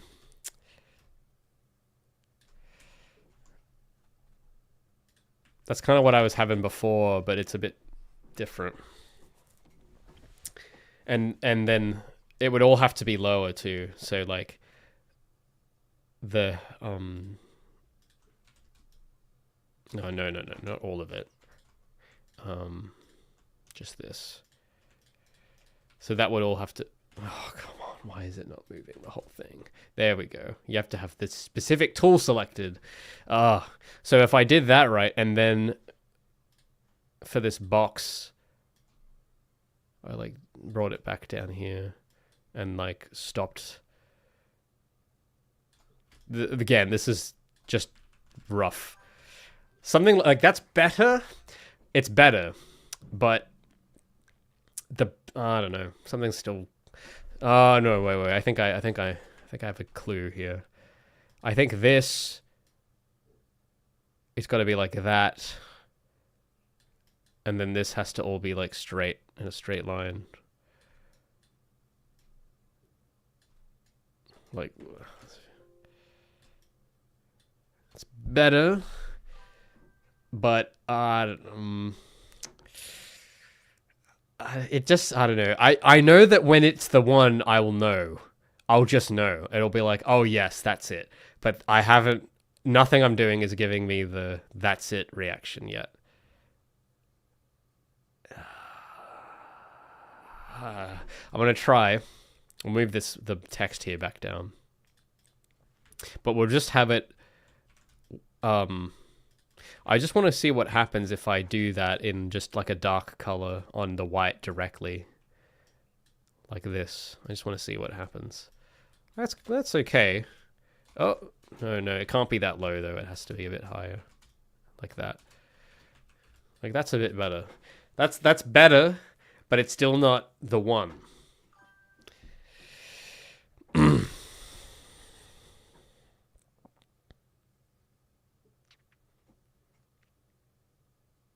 The inconsistency of thickness. Yeah, I think I'm doing something wrong with the way I'm trying to do this variable width thing.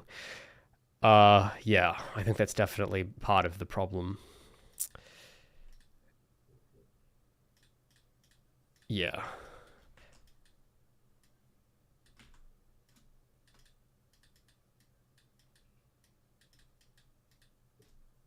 Like, if I'm just gonna roughly, not doing any precise measurements, just eyeballing it, make it consistent. It's better, actually. It is better when I do that.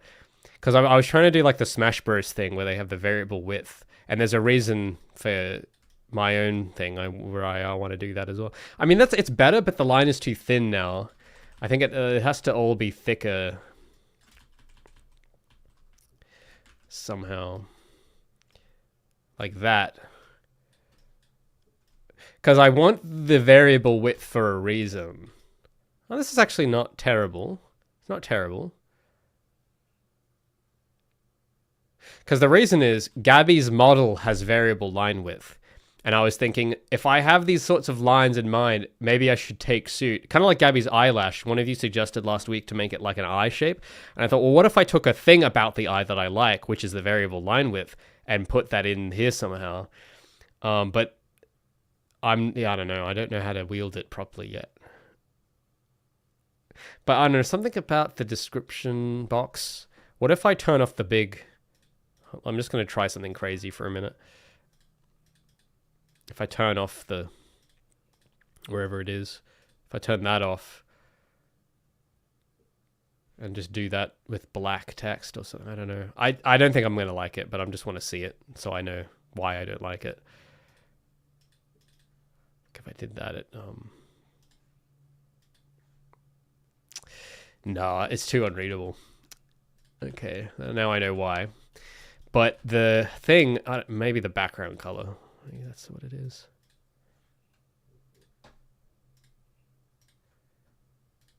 If I make that blue instead. No.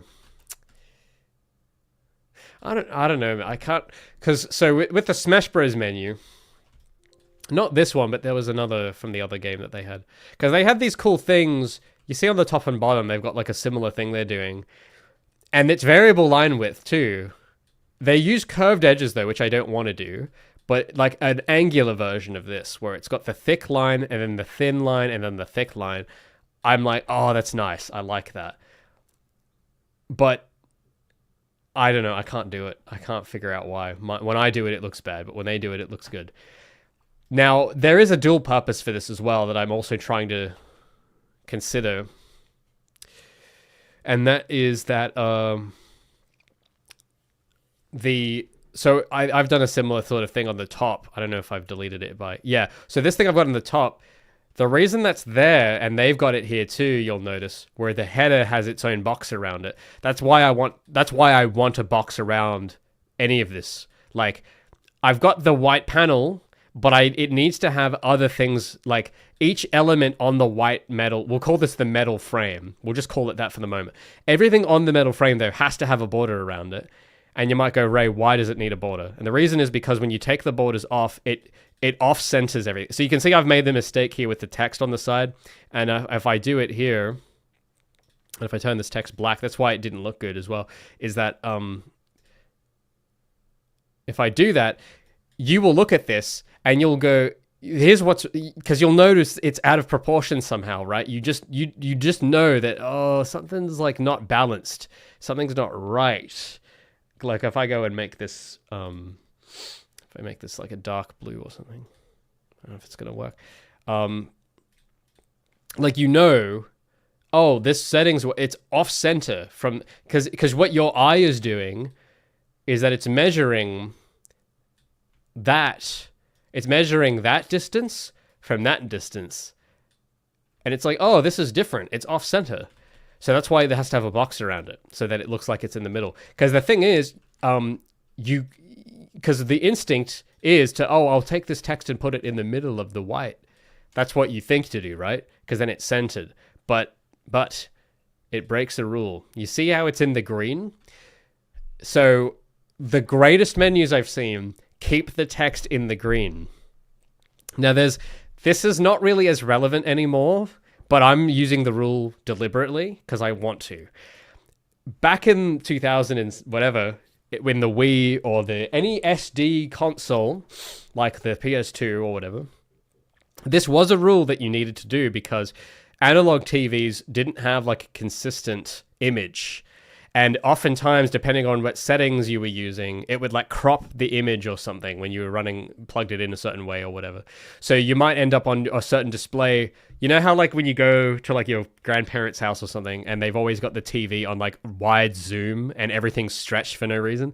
So a lot of that's the consoles were kind of designed with that in mind of like if someone's playing this with ultra like wide zoom turned on or whatever freaking stupid option or whatever, if they have that turned on, our UI can't be cropped. It has to still be readable. So that's why they have this 80% or 90% safe area around the edge of the screen, which is what I've got the screen boundary for. Because when you're doing wide zoom or zoom on a TV, I don't think this is a thing anymore, but back then when you had that, if anything was outside of this green zone, it would get cropped.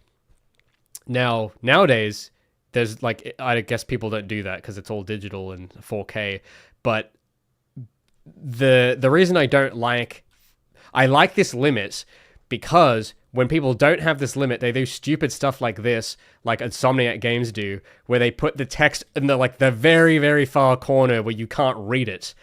And I think it's silly. I know I'm not an expert AAA designer, but I think even I can tell that this is silly and not sensible and you shouldn't do it. And I like the fact that the older UIs had this rule where it was all inside there. And you'll notice this pattern everywhere with, we call it a Blue's Clues, if you will, where every good menu that you've probably heard of at any point in history has the text in the green zone. It's inside. It's contained inside. So my rule is it has to be. So you can't do this stuff where you're trying to center the text here like that, because then it's out of the green. And I know it looks centered in the border, but the way they get around that, the way that Smash Bros. Solve this problem is that we'll put a gray accent on it so that in the gray accent, it's the same. Like it's centered in the gray accent, but then the gray accent is on the edge. So you don't notice that it's not centered. Because if you just look at the text, like in my version, the text and then the border itself, it's like off center, right? So, like if I get just to demonstrate it. So that's where the text actually is. That's where the boundary is. But by doing those gray accents, that's not some just, we want to put in gray accents because it's cool. No, it's solving a problem there of like, now people don't notice that the text isn't centered. And they do the same for the bottom as well. And I thought, that's just so good. Because I never noticed that, right? Like you play the game and you don't even look there. You don't even look there. You just kind of you just see it and you just know, oh yeah, this is select mode. Oh, this is that. And it's intuitive. But you don't think about, why do they have this gray accent? And it solves a problem every time. And even Sonic does this. This is a widescreen game, so it crops off my canvas, but they do the same thing. That's why this menu has a red accent on it, because if they didn't have that red accent, then the main menu would be at the edge of this big gray panel and it would look weird. So they put this red accent there to trick you into not noticing that it's not centered. And they do this for this body part as well, which actually, this is using the same colors as well as what I'm trying to do. Funny. So it's like the Sony alarm clock palette. Man, everyone was doing this back then, weren't they? But you see how this bit of text is around a box? That's like the same reason. And this bit of text here, it's the same. That's how they solved it, but I'm trying to come up with my own solution. I don't just want to copy the exact layout of what they've got, because it'd be lazy. So I'm trying to, it's the same reason. You see what I was saying at the start of the stream, where they pick it for the same, they're doing it in the same reasons, but they come up with different solutions. That's sort of the theme. So I'm trying to come up with what are my solutions to these problems to solve the same ones. So that's the goal. So this, you can see, is not going to work if I don't have those borders, because then the text is off center. And that's why these guys didn't do that. So I don't know. Now, I know a lot of people probably don't care about that, but I don't know, because I figured that out just yesterday, and I noticed that every game does that. Every good game. Not every game. Every good game does that. And I don't know, it just blew my mind so much. And I was like, oh, wow. Man, these guys really cared. I love this. So, and it says something, right? A designer that cares will think about that. So, I don't know. So, yeah, I'm trying to solve it differently, but you can tell that I'm creating. The reason it's not working is that with this thing I'm doing with the lines, it is creating another problem. I don't know what it is, because I'm not the messiah or whatever. I'm not the expert AAA designer. These guys, but I'm not them, right? So I have to level up. And I know that what I'm doing, I know enough to know that it's creating another problem, but I don't know what it is. So that's the thing I'm struggling with at the moment. So I think I've been trying to look out for more styling books, because this what I've been reading about is foundation and like layout, but there's something else to it that I'm not seeing, and it's something to do with styling. And I know that there's probably heaps of books on this that I have a gap in my knowledge in this area. So that's probably why I'm struggling. I know that the right solution will be where you just know it. And I kind of thought I knew bits of it, but I clearly have a way to go still. I think it's still, I'm just reading through my sketchbook again, and I'm seeing that, I'm just trying to, why did this look so good when I drew it? Why does it look so bad in Photoshop? I don't know. Maybe it's because it's not colored in. Maybe that's part of it. But I don't want to leave, I want to just get this bottom bit. I just want to do something to make it, I just got to think for a moment, but I do want to solve this. Jay Hume says, shout out to Lorem Opossum. Yeah, Lorem Opossum coming in clutch once again. It's my favorite paragraph. Keo says, also, I misremembered. It's the group that breaks the thickness range, not solo, and they do that to make the stand out slightly more. Okay, I don't know what you... I'll just read your previous message here. The other than solo doesn't seem to go beyond maybe 30%. Okay. Yeah, there is probably some kind of proportionality too that I'm not seeing. That's probably why. Yeah, well spotted. Let me just read what else you guys got to say. Sorry, I've just been rambling too long about UI design. Swifty says, wow, I never noticed that. I know, it's so cool, right? Like, it is really brilliant when they do this stuff. Like, even every game, not every game, sorry, every good game, every game that is, like, made well, they all have this thing that they're doing. And I love the fact that they hide it so well, too, is that when you do look at it, you don't notice. It just is not... I mean, Windows doesn't do this, obviously. It's different, but it is really so awesome. Like, I don't know. I love learning things like that kind of makes you appreciate the world more. Because, you know, you go outside, you turn on the TV, and it's Jover. And everyone's sort of panicking. But then you go and look at stuff like this, and it's like, man, you know, what's the meme? He's in awe of nature's beauty. Hold on. I don't know if you guys know that one. Stuff that does put you in awe like that, right? Yeah. Like like this stuff. Like, this is me looking at menus. He's in awe of the designers. And I mean, I don't know. I feel like that's kind of what you need to do. I mean, what's the point otherwise? Why not make something that makes people go, whoa? You know, so, but it's hard. But it just makes you appreciate this stuff more, doesn't it? Like, I look at Melee, and it's like, man, this is so good. It's masterpiece.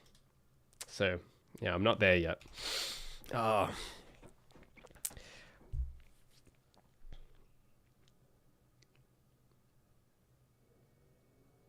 But Gus, you were right. It does look a bit fragile still. It was probably line width or something. I'm just trying to figure out why.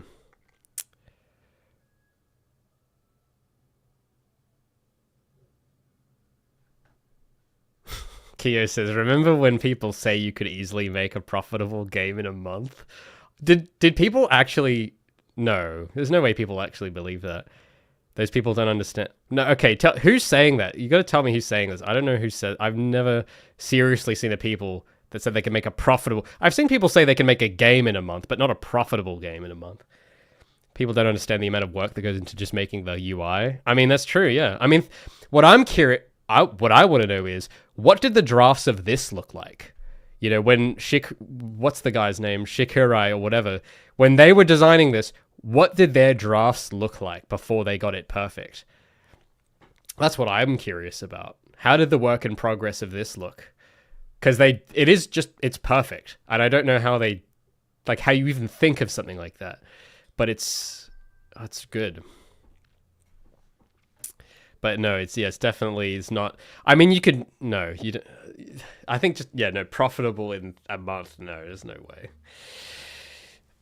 Everyone that I respect all says that it takes like 10 years. So that's kind of what I'm prepared for. They all say the ones that I think are not even game developers, because I don't know enough developers, but any artist that has good craft that makes cool stuff that is surviving. They all tell you, if you look, they aren't very common anymore, but if you do look for them, they all say that you got to like sacrifice 10 years of your life seriously to get anything that's like decent. And I think that's, the more I work on this, the more true I think that is. You don't do it in 6 months. I did know a guy that did try doing that a lot, though. He was very obsessed with not allowing himself to work more than a month on anything, and I never really understood it. And I think I helped him out with like 2 projects, and then I got kind of sick of it because it's like, the work was just bad. And it's like, if you want this to be good, you need to spend more than a month on it. And he's like, no, the whole point is that you just do it in a month and then you just see what you get. It's like, yeah, you get trash. Like, that's what you get. Like, I don't really see that as a learning experience. And I don't know if this is a thing. Like, I know this guy was doing it, but I think it's part of this trend that I saw a bunch of people doing. I think they call it game a month or something. It's like a thing, or it's like, oh, you try to make a game every month or something. But it is a recipe for making junk. That's like, having done it twice, you can only make junk with only 2 months or 1 month. It's like, you just don't have time to actually dig into stuff. And no, I wouldn't do it again.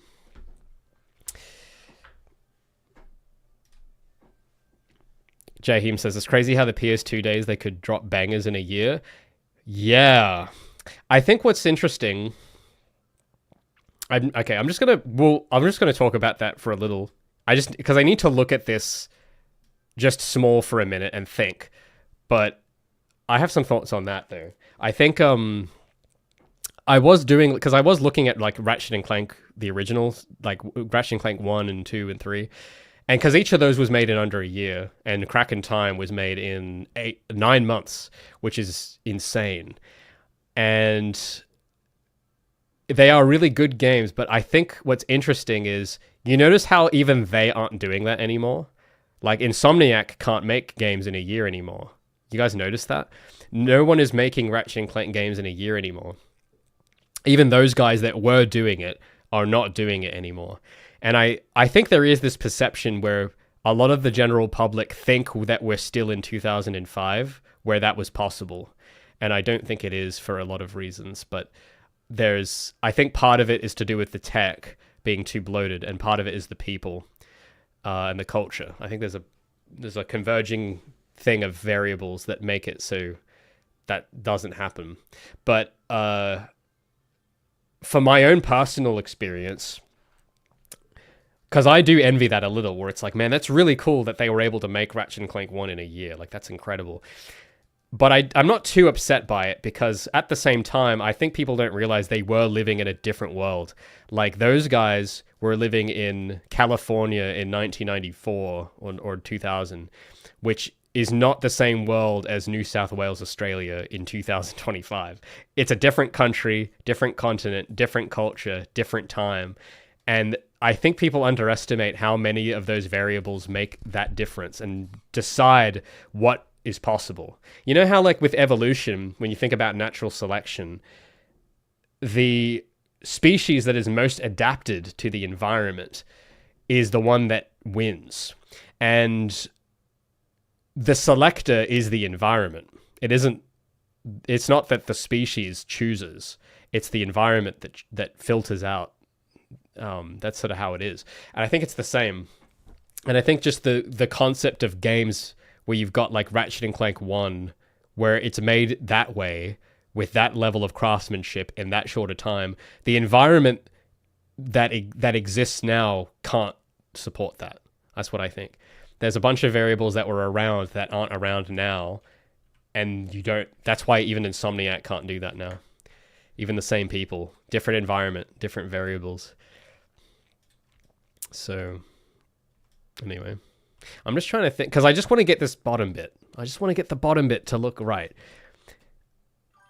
I'm just trying to think what this has to be. I gotta get my sketch pad out again.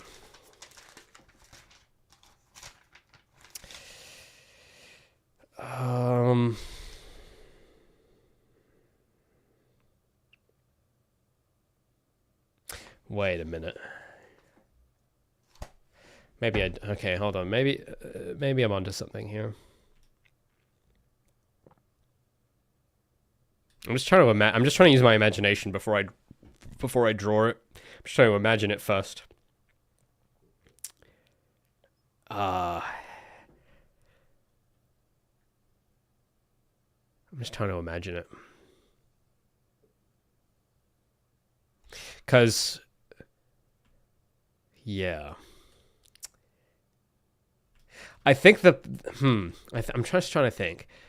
Okay, I'm gonna try and copy the Smash Bros one a little more with the borders, and I don't know if I'll like it, but I can't think of what else, so we'll give that a shot and see if I can think of a spin, because I don't just want to mimic it exactly, but the way that they do these gray borders on Brawl, I'm gonna try being more faithful to that with how it works, and just, I don't know, we'll see what happens. I'm just curious, because that has the variable width and it doesn't look delicate and it works. So I don't know. We'll see what happens.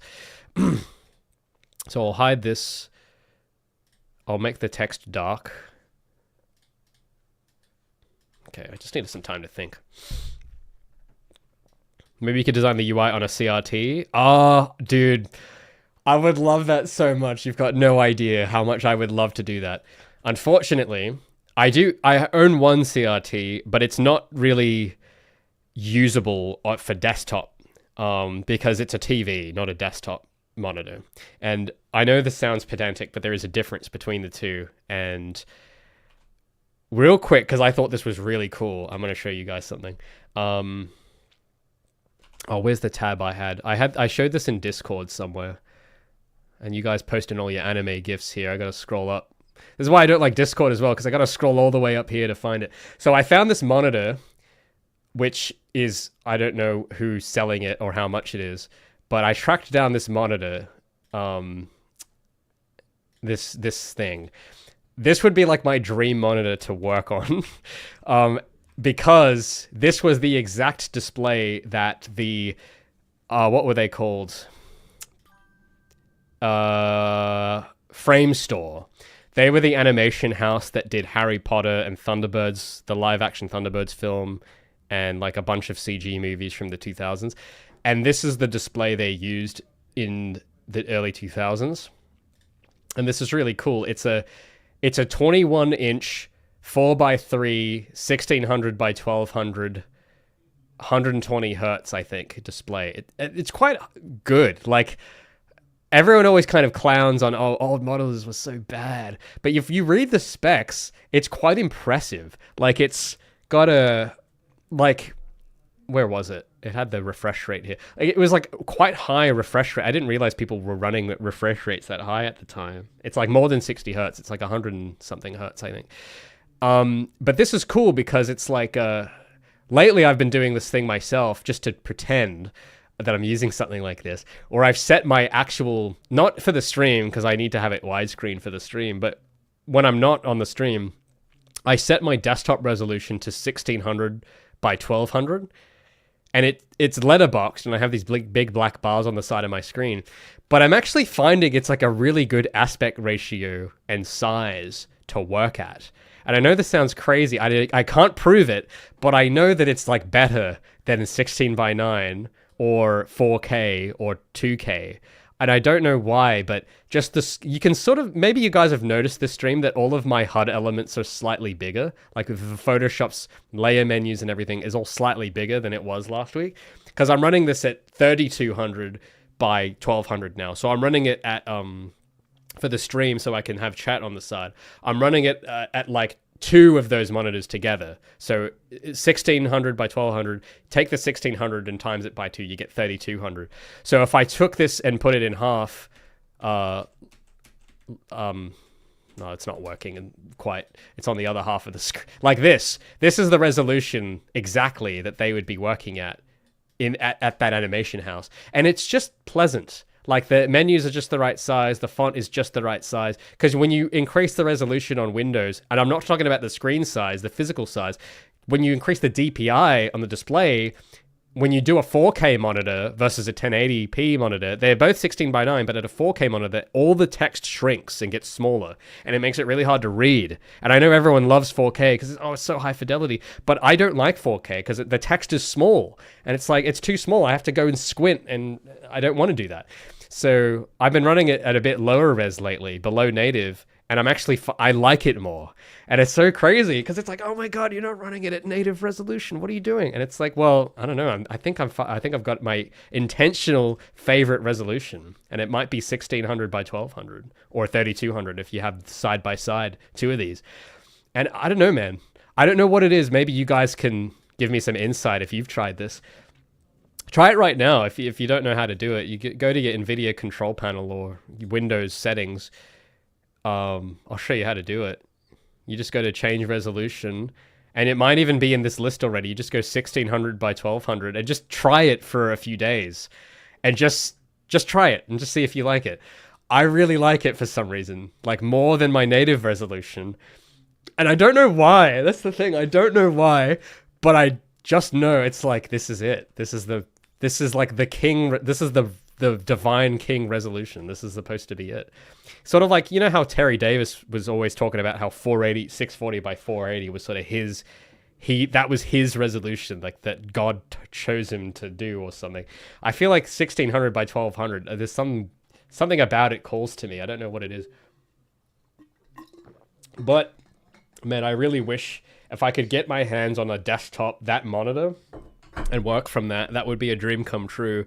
But they probably cost like $10,000 by now, so it might not be possible. But I would love it so much, man. You got no idea. It just, they're very hard to find and expensive. Anyway, so what I was going to do. Let's get this going.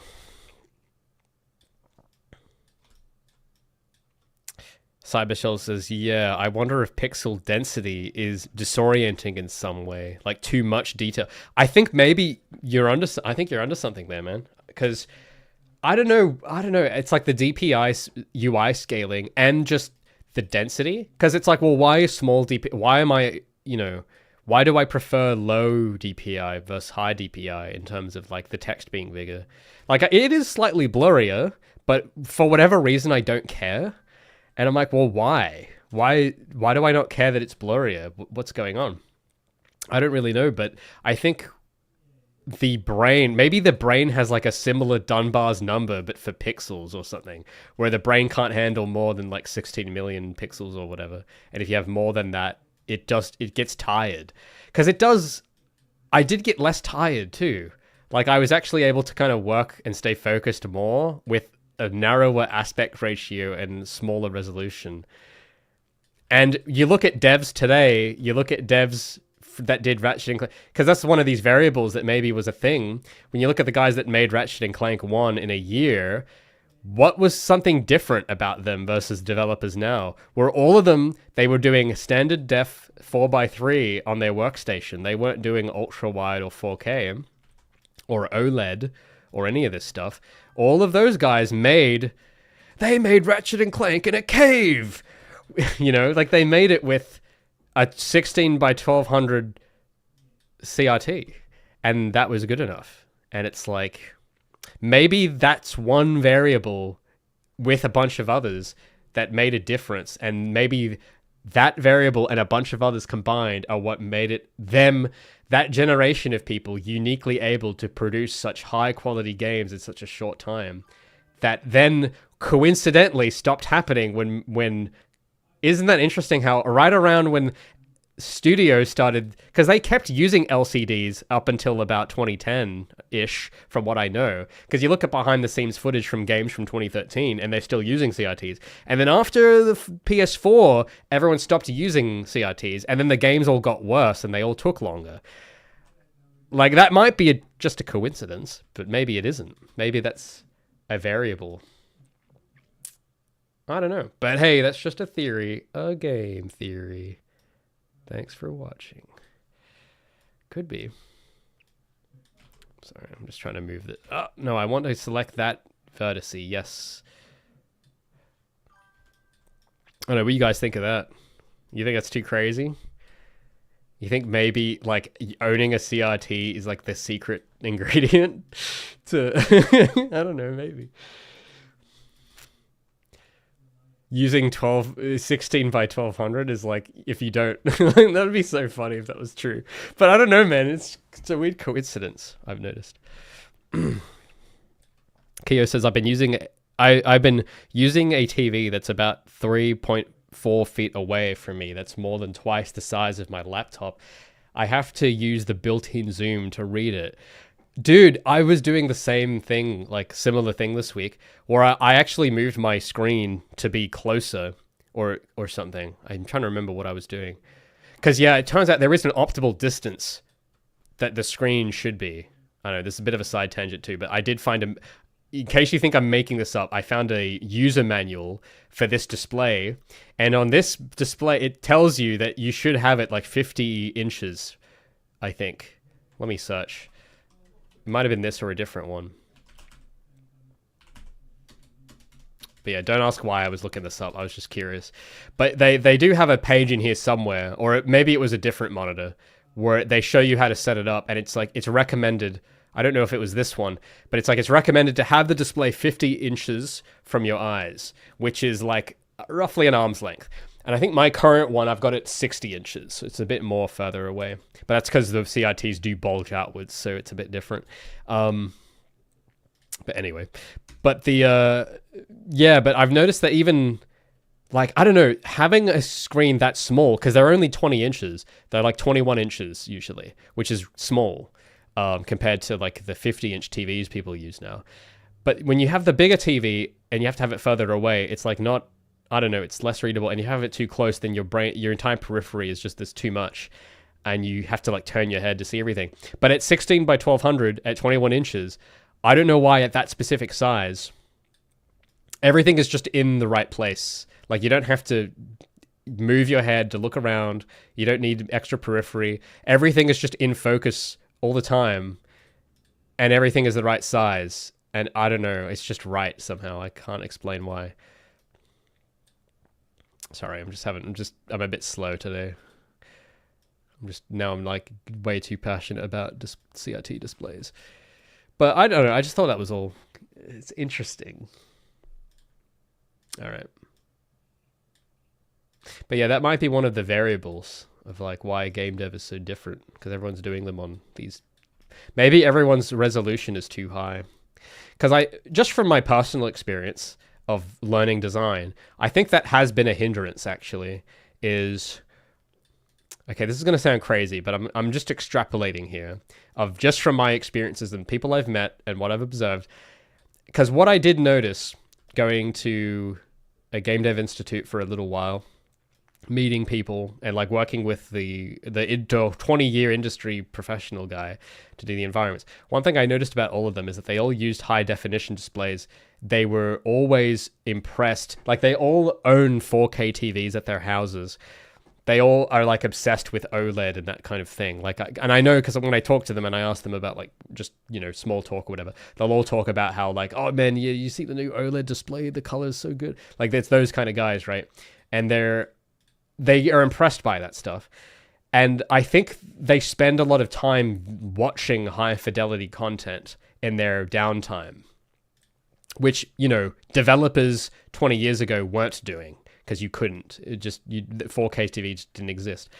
But the guys that I know that I don't really admire, but just people I've met that, you know, you see around the local scene, they all kind of passively consume high fidelity content only. Like that's all that they watch. And their phone screen is like, even that is like retina. You know how Apple have like retina display and stuff? Like every gadget they own is like too much. It's like high fidelity, like unnecessarily high fidelity. And they have like the PS5, they've got everything, right?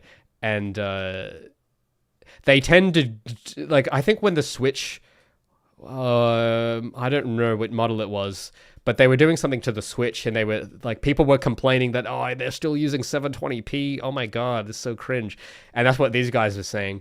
And I never saw a problem with it. Like, I haven't owned a Switch, so maybe I'm, I might be just talking random nonsense here. But I've seen a Switch. I've seen people use it, and 720p looks fine.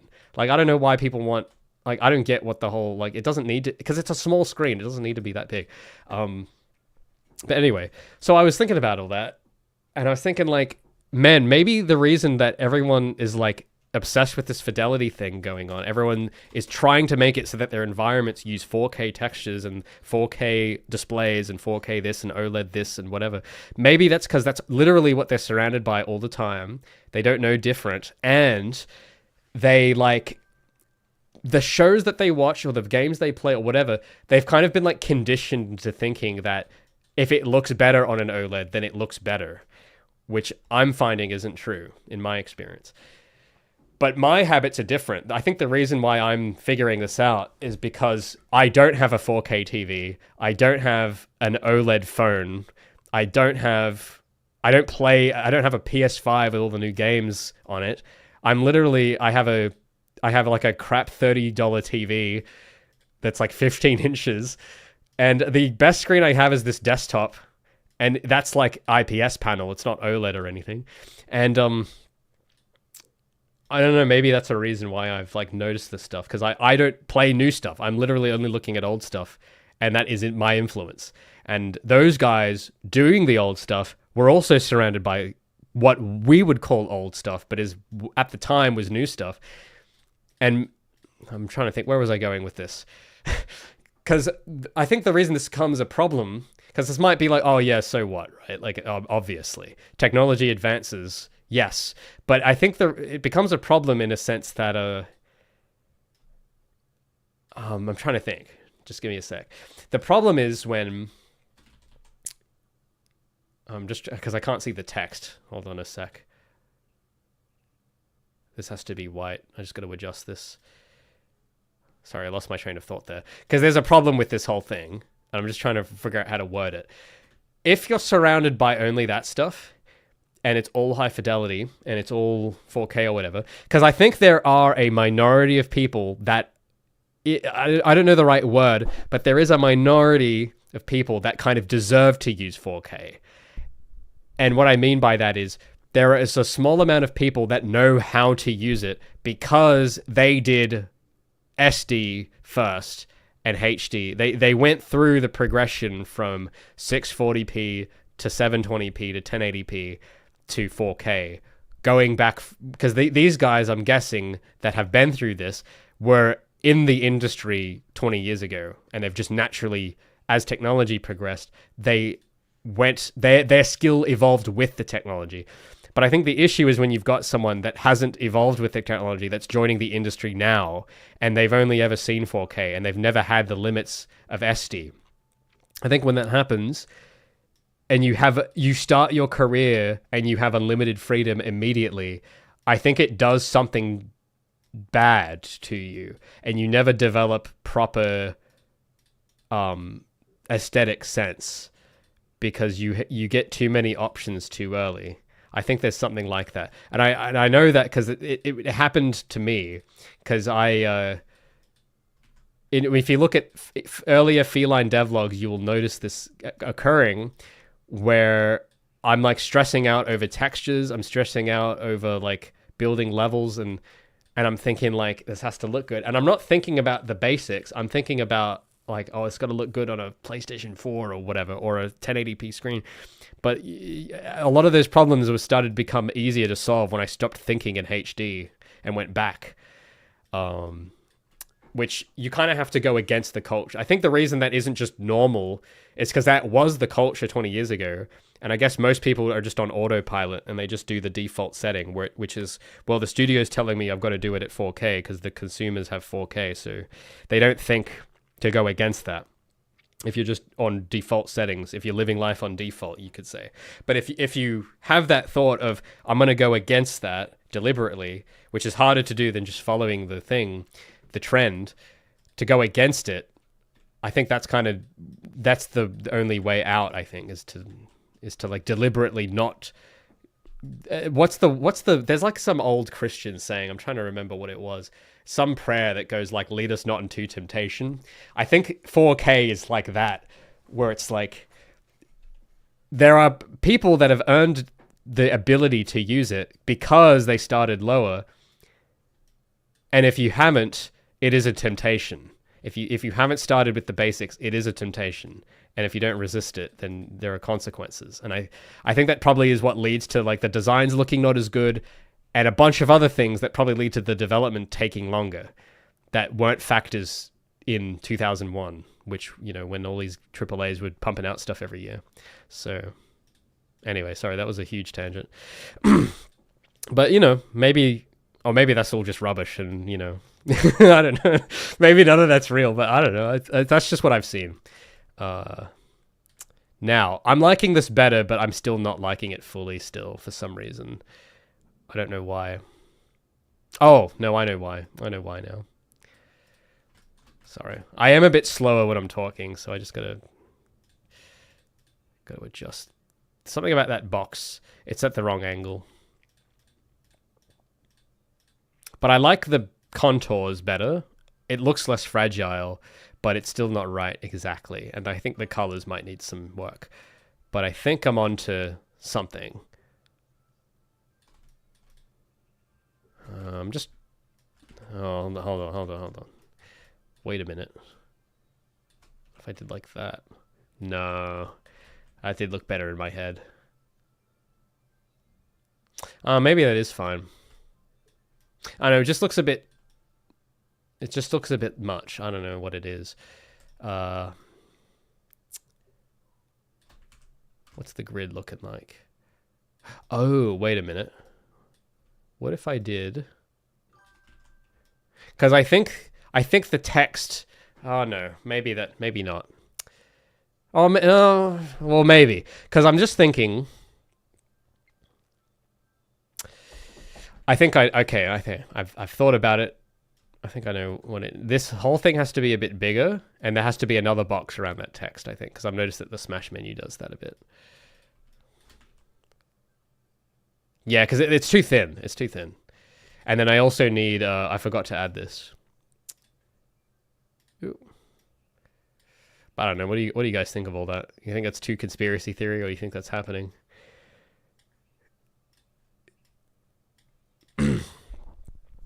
Can we get a PS1 Gabby skin?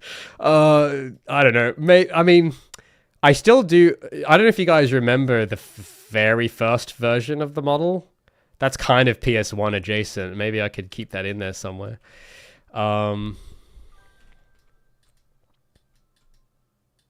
Kyo says, basically, how can you understand that you need something else if you've never had the opportunity to learn it? I think, yeah, it's sort of like that, right?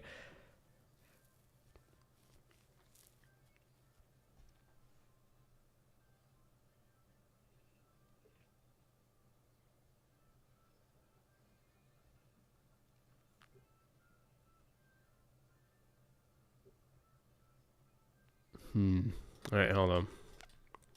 This will be my last little change, and then I'm probably going to get going. But, yeah, hold on. I just want to... I don't want both of those. Yeah. Because I want... I'm liking this more now, and then I think this thing has to have some kind of thing in the middle, like around this. Like, this has to... This should come up a bit higher, this whole text box. It should be a grid space higher.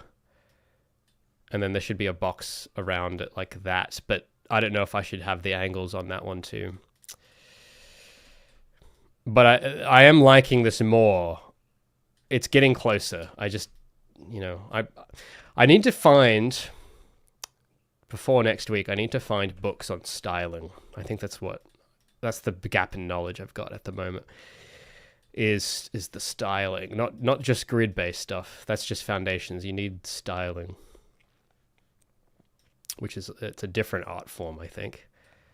Sort of like how, you know, when you see those Y2K wallpapers and they have like the repeating text and patterns on it, that there's probably something that they're doing where they know what patterns to put in, which is not a foundational layout thing. It's more of like they know what accents or flourishes to do. That's kind of the thing I want to know more about. I think that's holding this back a bit. So I don't know. Very rough. The outline is a bit not right, but roughly this direction I am liking more. If I could just get the outline to be consistent, that would be great. But just for quick finishing it up, for the stream, it's getting better now, kind of. Because it still has that kind of like, I don't know, actually I'm curious what happens if I'm curious what happens if I did that and then took this whole thing and made it gray instead. That's actually, I like that better actually. Yeah. So just an idea. But yeah, I like how it's keeping that, you know, the chamfered thing where it's sort of leading you up. Because then what I'll do later for the main stuff, there'll be like a big window here that's like the main stuff, and then the sidebar is here. That's sort of that's the hierarchy. I'll draw them as just boxes for the moment, so you guys can, with an outline, so you guys can sort of see what I'm picturing will go in the contents. Kind of like this.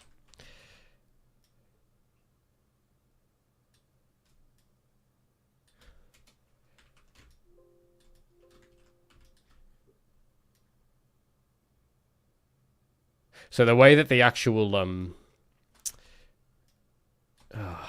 why is it doing okay? Like this is the way the actual where's keep losing my objects here. Oh, there's got to be out here. It would be like this kind of. So you see where these boxes are? So that's sort of where the contents go. It would go there. And then if you did this at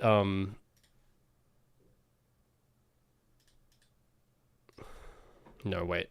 If you just imagine it at widescreen for a minute, because I also want this to look good because I'm doing this at sort of a 4:3. But if you did this at widescreen, it would look like this. But I would want, you see how the bottom sort of slopes down? I want that on the top as well. That's what I would want. But then the rest of it would just be the backdrop. That's sort of how it would go. But yeah, it's not even. I want to. There's got to be some kind of keybind or whatever that lets you just do it even like this, but I can't be bothered for the moment. I just want to get a rough where the color is going to go, where the things are going to go, and then I'll mess around with the line width and everything. But if you just try to imagine it's all like the line width is consistent for a sec, I think it's sort of I'm liking sort of how it's sort of going in this case. But I don't know, yeah. Oh, Keo says, I like that the box isn't perfectly aligned. Oh, okay. Maybe I'll leave it like that.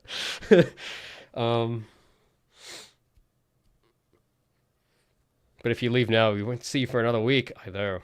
But, yeah, no, because, well, I think, you know, I did try to do things where I think of, like last year when I was doing the model, I was trying to stream like every day, but I get too tired. And I also I work way slower when I'm streaming.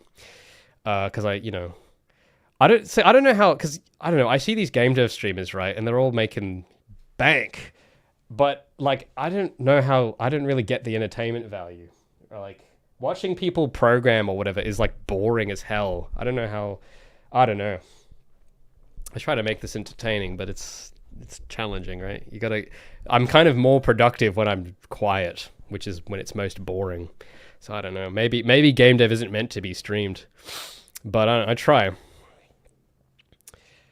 Jahim says, I feel like it should incorporate the character. Yeah, I think in some places it should, yes. But, well, what I would think, because I do have that background layer. Actually, that kind of lines up really well. Huh, what a coincidence.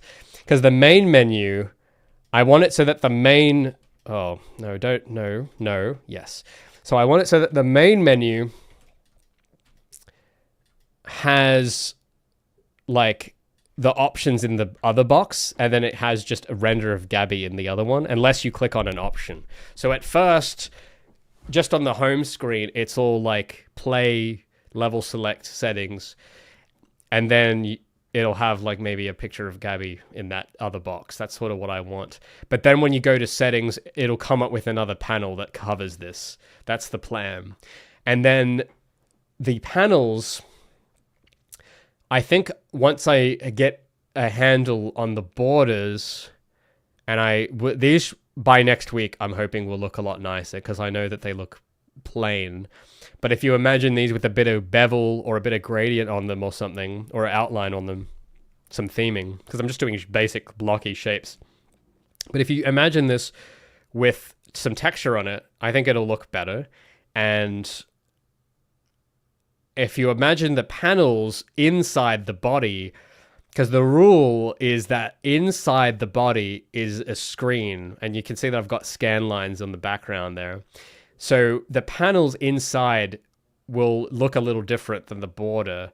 It will still try to have the angles, but I think I want to do it where it's instead of using texture like gradients or bevels, the interior parts will use outlines and transparency. That's what I'm thinking. So you'll have these big blue panels inside with like a header on them or something, and then the text in them will be like a lightish blue, kind of like the alarm clock I was showing. And that's, I don't know, that's what my imagination says it has to be. So what I'm then picturing is for the website, because now the thing that's so frustrating is that the website is like, I've got all the content written, the blogs have all been proofread and spell checked, and the attachments have all been organized and cataloged. It's literally ready. It's just I need a design that doesn't look crap. And that's the hard bit. So what I want to have is like for the parts of the website that are about Feline. So imagine this. I'm really excited about this. This is what it's all going towards, right? Like the game would look like this, right? But then imagine the website. Imagine like a whole area of like the Project Feline devlog, and I've got all these written posts about all the stuff I've done, even the stuff that's in videos. I've got some stuff about that as well, and there's a bunch of stuff I haven't made videos on yet. Imagine browsing all that, and the website looks like this. But it's like sensible and finished, like it looks more polished. Like that's kind of what I'm thinking. Because imagine the website is you're on Gabby's desktop type thing, where you're using Gabby's system. That's sort of how it should feel. But I need to know the language. I need to know the components. I need to know the anatomy of the thing, of what it's made of first, and why. Why do the borders have to be white? Why does this border have to be gray? Why does the text have to be blue? There has to be a reason for it all. It can't just be random. So once I kind of get it arranged, and because this is working out kind of at the moment already, where the contours are serving a purpose, where it's like guiding your eye. The colors are kind of serving a purpose to separate the elements. And I think if I can get that sorted for the menu, then adapting it to a website will work. Because it's the menu, because the interface will like look good for the same reason. And yeah, so that's the bit. That's what I want to aim it at and do. But you have to figure these problems out. You got to know what to make and why. So I'm excited for it, and it's something I've been wanting to do for ages. It's just a lot of work, But nothing good is easy. Keo says, if we're using Gabby's system, then we shouldn't be missing the top left corner. Well, I don't know. See, I remember doing that last week, but it felt too much of like a cheap flourish, and I didn't like it after the next day. So that's the other part of the reason why you got to be very critical. Because the thing is, you have to design something that you will not be annoyed by tomorrow. That's the challenge. You gotta. So what my hope is, when I log off and I look at this again tomorrow, I'm like not annoyed, and it's like, oh no, I still like this today. And then next week, oh, I still like this. That's when you've got something. I think if you go on it and then the next day you look at it and you go, oh, what was I thinking? That's when it's not good. That's when it doesn't pass. So the other one I had where I had the ear border thing going on, I don't know why, but I didn't like it when I looked at the next day. Wherever it was, I don't know what layer it was on now, but I didn't like it. I was like, oh no, this wasn't it. But you know, trial and error.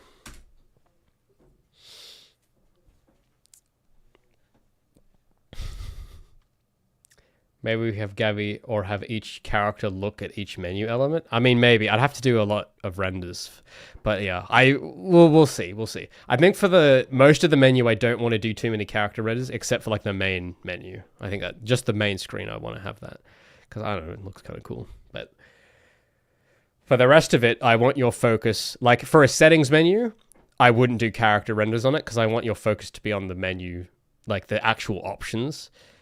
Because I did notice when trying to do the menu on top of Gabby, it was too distracting, like I tried to doing here. It's just competing focus, so I don't want to do that. But anyway, yeah. So it's getting there. It's getting there. It's getting there one iteration at a time. I'm just imagining this with better line width, more consistent line width. I think it would look a lot better. So, I think I gotta start heading. Cyber Shell says bars. Long-term obsessions are the key.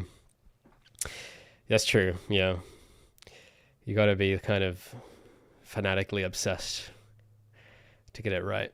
But, you know, that's kind of the fun, because then when you're obsessed, you learn about all this cool stuff from the guys that came before you, like all this stuff with Smash Bros. I just thought this was so cool, man. So I don't know. I could have cheaped out, you know, I could have done like, I'll just do the easy option and just use the default Unreal, you know, some marketplace junk or whatever. But no, I'm glad I'm enjoying it. It's difficult, but I'm really enjoying it because I'm learning a lot about the world, you could say, or the way things go. Like, what was that thing I was showing you? Showing you this. We could, you know, we could just settle for this, but like, come on, man, like this is kind of like, I don't know. No, I couldn't live with myself with this sort of stuff with the default buttons. So I don't know. I think it'll make a difference, but you got to put in the work. Anyway, guys, I hope you enjoyed me messing around with this. And it took some cool insights away about sort of what the game industry has turned into now and all that. Why standard definition is the best, pretty much. Standard definition supremacy. And yeah, I don't know, that whole thing about 1600 by 1200, I don't know. I want to learn more about why I like that. So if you guys give it a try for yourself, try out that resolution and see what you think. And I'm curious what kind of observations you guys make, because maybe there's some hidden reason why it's actually maybe the best resolution of all time and we just didn't notice. So I'd be curious to see what you guys think of that. And yeah, thanks for all the support and the donators, appreciate it. I am still working on the Gabby devlog. I know everyone's been waiting very long for it. I'm chipping away at it a piece at a time. I'm having some issue a bit with the script. There's a few bits I've noticed where I'm repeating myself too much, and I'm trying to trim and organize it better. But yeah, I'm getting through it. Footage at least is organized, so that's good. And yeah, so anyway, I will get going. I guess we'll see how this looks next week with this concept, and we'll work a bit more on it. And yeah, thanks for joining. I'll see you guys next week for another adventure.